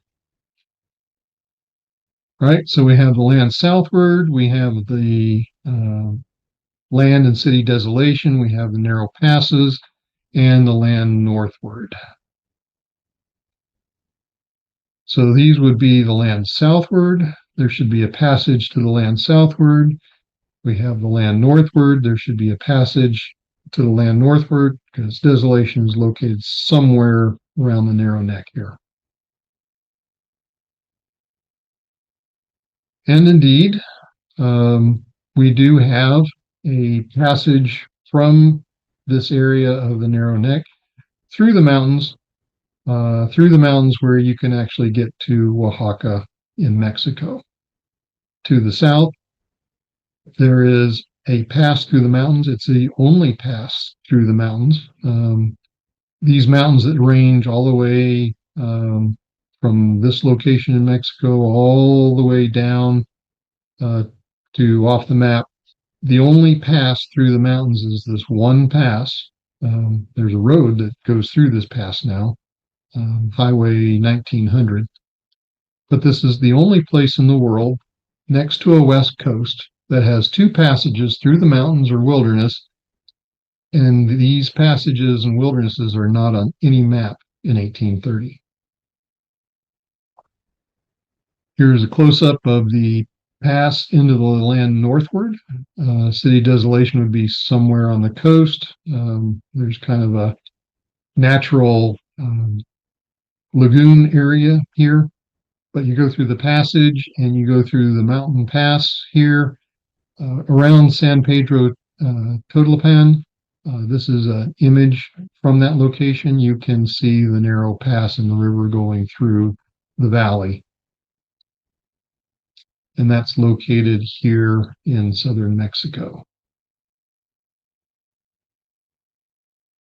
So if you head them on the east, there is this one location that you could possibly get into the narrow passage on the east here or through the west. So you have to block both the east and the west to keep somebody from going through this passage into the land northward, just as it's described in the Book of Mormon. Here is the 3D model of the terrain. And we have the City Desolation here would be close to the seacoast, in the plains, coastal plains. We have San Pedro Totolapan up here, kind of nestled in the mountains. This south to the bottom, north to the top. And the pass is right in through here. And again, at San Pedro Totolapan, you could actually go one of two ways to get up into the Oaxaca area. There's also another potential way that you could get into this passage. And so if you're going to cut off the passage, you really have to place armies at both sides. And that refers to the phrases of heading them on the east and on the west.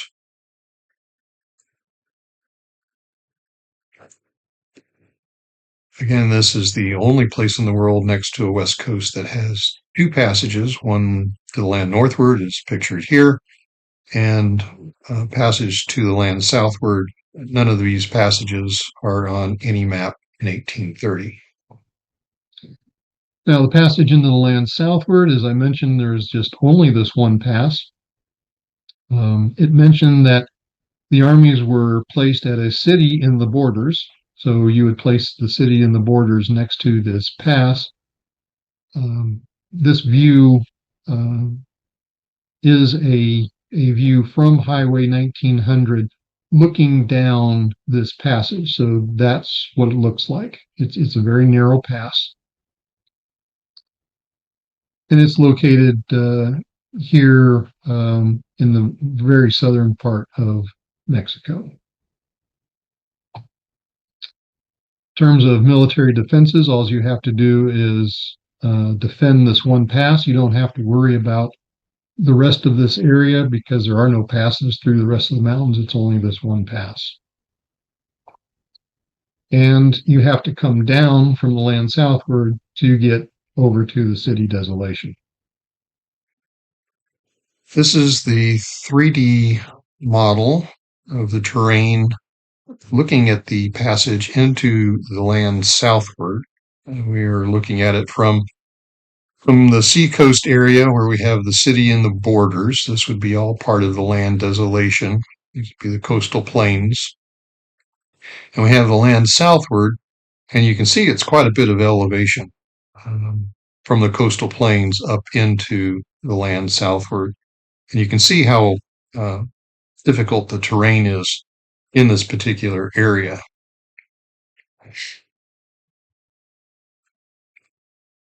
And the one passage from the land southward down into the coastal plains is depicted here. And you can see it's downhill. And from the image on the previous slide that we were looking down, this is kind of looking up from where that picture was taken on Highway 1900 that goes through this passage.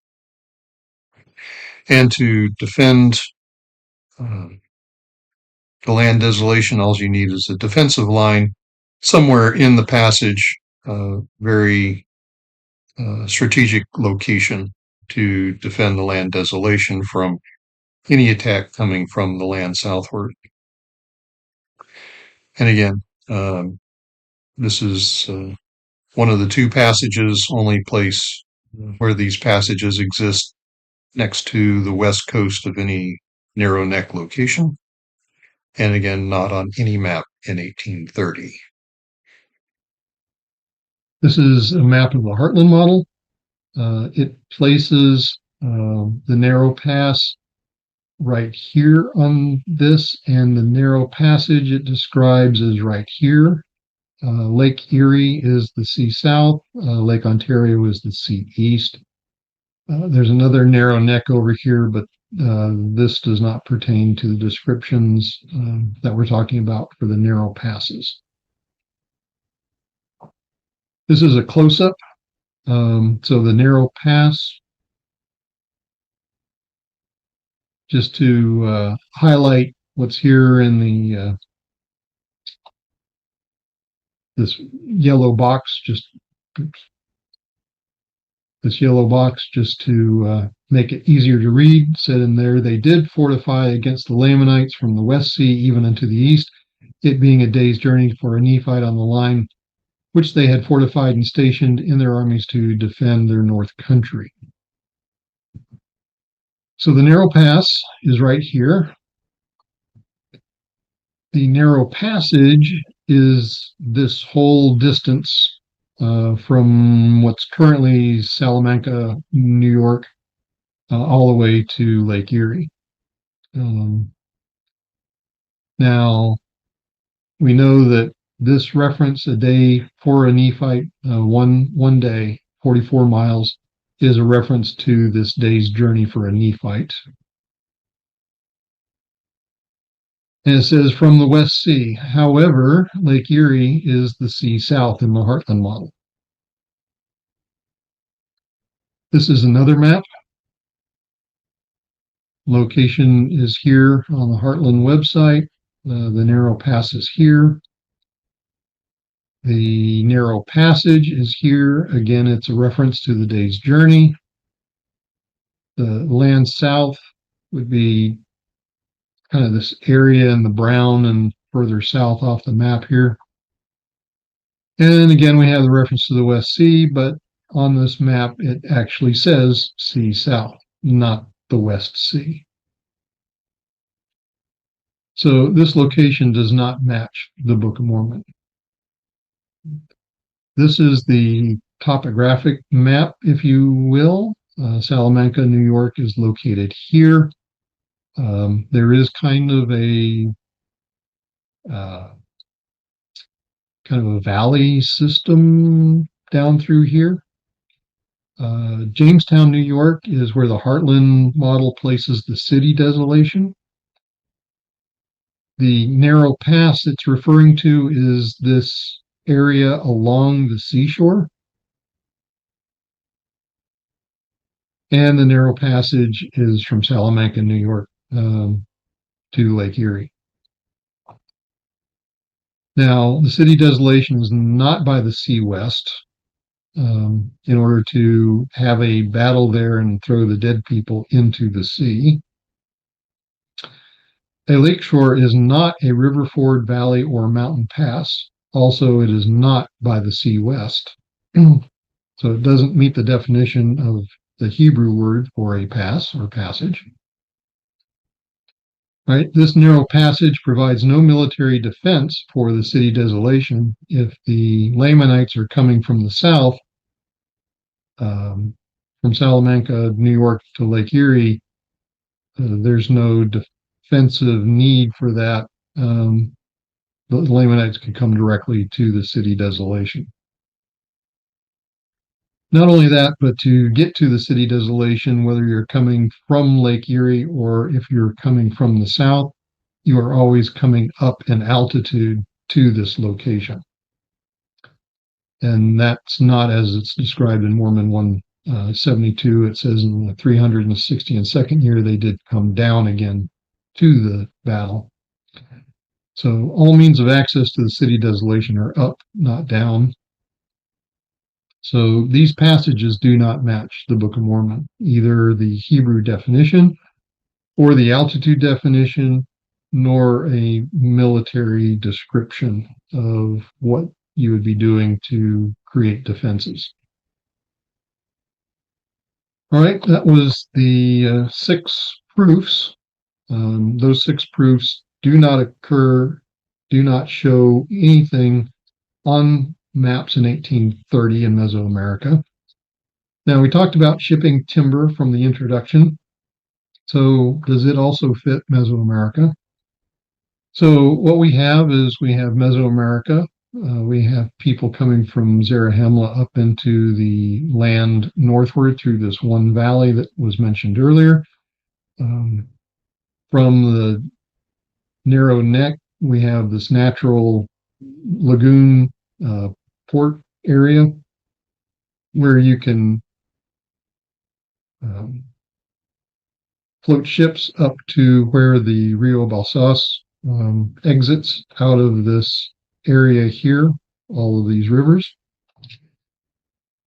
So we do have Helaman 2:3, which is 3:3 in LDS, in which there was an exceeding great number who departed out of the land of Zarahemla, went forth unto the land northward to inherit the land, and they did travel to an exceeding great distance, insomuch that they came to large bodies of water and many rivers. We have Ripliancum here, which is a large body. We have Lago Chapala, which is another large body. So it has plural. We have plural large bodies. And this whole river system has many rivers within this river system. So we do have a description of many rivers. Helaman 2:10, 3:10 in the LDS, and it came to pass as timber was exceeding scarce in the land northward, they did send forth much by the way of shipping, and thus they did enable the people of the land northward that they might build many cities, both of wood and cement. So there's the natural lagoon at the narrow neck, the Isthmus of Tehuantepec, that has been used as a port for recorded history. Maps from the earliest explorers in the 1500s annotate that this lagoon system existed there. And the river system for the land northward empties into the Rio Balsas and then into the Pacific Ocean. So it's a natural reason to use shipping because you cannot ship anything overland. This is too mountainous, and there's not enough access points to traverse to send wood overland, so it's much easier to do it via shipping. This is a close-up of the natural lagoon. And what we have, the description in Ether says they built a great city by the narrow neck of land, by the place where the sea divides the land. Now, the narrow neck extends from this place to the Gulf of Mexico. And the place would be here, where the sea divides the land, would actually be referring to where this split in the land is, and also this split. The reason for these splits is because there are rivers that do empty into this northerly lagoon, and the water has to flow out. So there has always been a split or a separation of the land in this location. Also, a place in Hebrew, Hebrew word is makom. The Strong's H4725.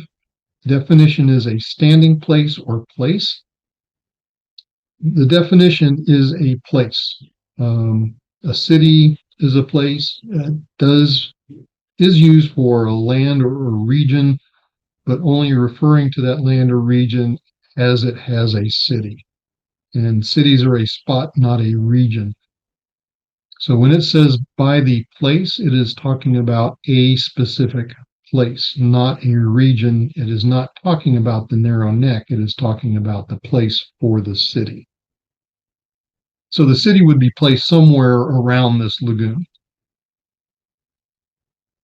So again, it's a place, locality, or spot. Cities are a spot, not a region. You'll see the Heartland model trying to reference the narrow neck as the place, but in Hebrew, the narrow neck would not be the place. The place would be where the city is. The Rio Balsas, which is also called the Atoyac in Mezcala or Mezcala rivers. It's a ship navigable river from the Pacific Ocean. Trees only grow within 100 feet of the river, and shrubs make up most of the landscape. You're not going to build houses out of shrubs. This is a historical photo of the Rio Balsas. And notice again the lack of significant vegetation. This is where the Rio Balsas enters the Pacific Ocean. There is a natural, easy, ship navigable method to get into the river and go further upstream. This is an old riverbed. This is a delta, so the river does shift on occasion. This was actually dredged to create a water source for this shipping port complex down here. Otherwise, you would have just a single river coming down and entering into the river, but it is always a ship navigable river. If we take a look at the Heartland model, again, in the Heartland model, the land desolation is anywhere north of this dotted line. Hill Cumorah is located here. Everything in green is identified as forest. This is forestation prior to colonization. Zarahemla, for reference, is on the Mississippi here, just outside of Montrose, Iowa. The land northward on the Heartland maps is located around in this area, south of Lake Erie and Ontario, and to the Appalachian Mountains. So this land northward is all forested. There is no place devoid of timber, nor has there been. The only shipping access is from the south would be up the Mississippi, and you would have to go up the Ohio River to get to the land northward. So the Heartland model does not match the description in the Book of Mormon, because there's no place in the land northward that would be devoid of timber. All right, just some old maps. This is an old map from 1814. This would be a map about the time that would be a map available to Joseph Smith if he had access to maps like this. Typically, he maps in Mesoamerica were Spanish, and the English colonies didn't have access to these. But this is a map from 1814. Just some things here. Tsunamis were unknown in this location. There is nothing that you would identify as plains on this map. There is no hill Amnihu on this map. There is no hill Rama and east and west valleys on this map. There are no passages on this map. There are no intersecting valleys. There is no large lake on this map. Lago Texcoco that was here was drained in 1607 and 1608. So after that, it did not show up as a large body of water on maps. And the maps had this fictitious mountain range on the Yucatan Peninsula. And oddly enough, there is no reference to this mountain range anywhere in the Book of Mormon. So the Book of Mormon knew that there was no fictitious mountain range there. This is the same map, just a closer up view, where you can take a look at things. There's this fictitious mountain range. River systems were completely inaccurate. Again, none of these rivers go through this mountain range. There's no valleys here. At the time, Lago Texcoco was just a few small bodies of small lakes. So, summary. Mesoamerica assessment.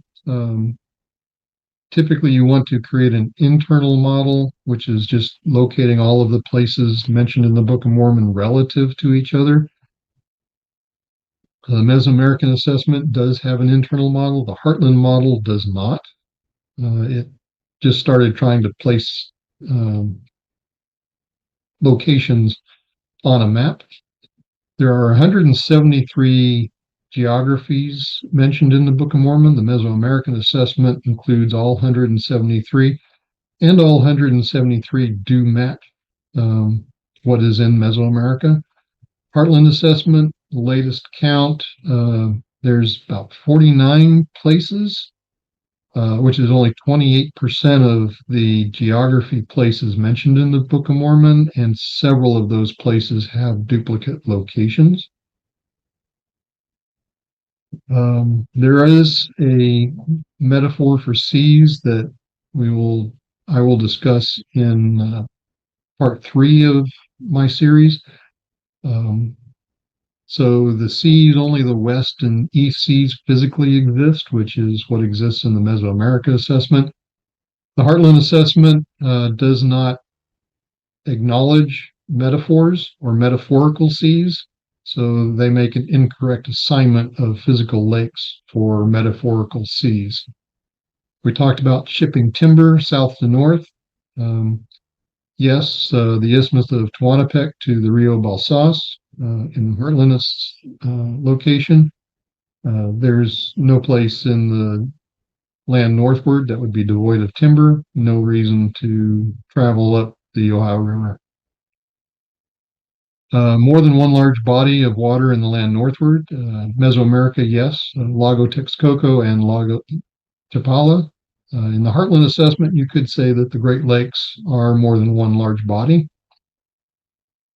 Ocean access from the west, yes. The Pacific Ocean. From the Heartland assessment, no. There is no access from the west. Ocean access from the east, yes. The Atlantic Ocean, Gulf of Mexico, same for the Heartland assessment. Now, for the River Sidon flowing northward, yes, the Usumacinta River does flow northward. The Heartland assessment, the Mississippi River flows in the wrong direction. The Mesoamerica assessment does have the intersecting valleys proof and all of the geography described there. The Heartland model does not. The east and west valleys at the Hill Ripla, the Mesoamerican assessment has a match to that description in the Book of Mormon. The Heartland assessment does not. The wilderness near the sea east, in the Mesoamerica assessment, yes, there are Belize Mountains.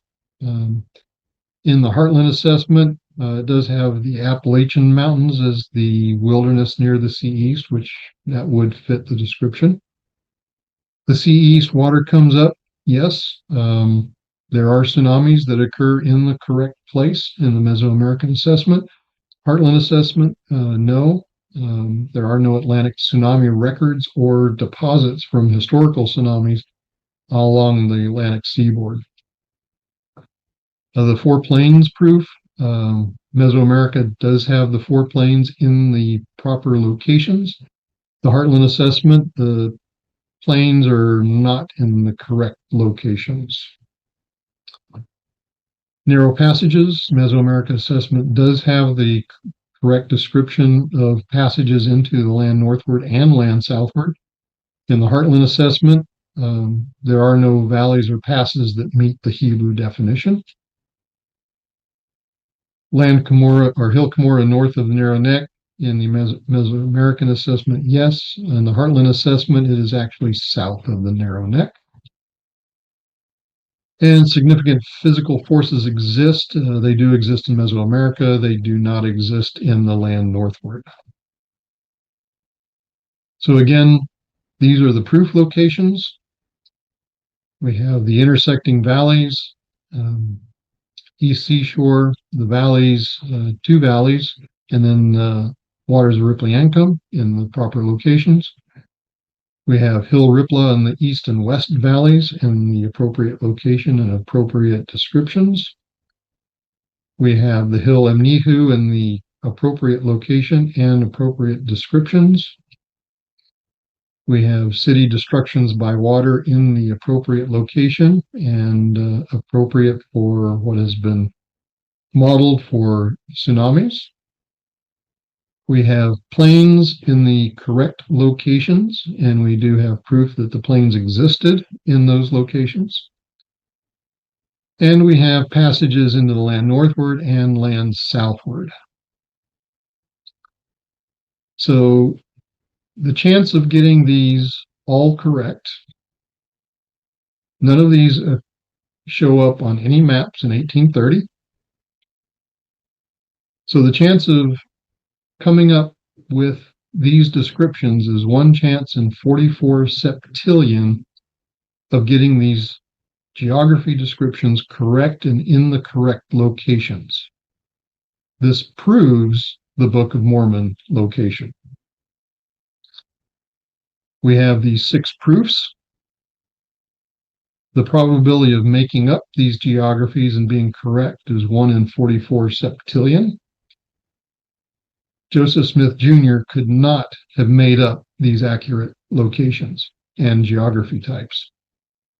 These locations were not on any maps in 1830. Only someone who had witnessed these geographies firsthand before the arrival of Columbus, and that's to get the plains in the correct locations, could provide such a correct description.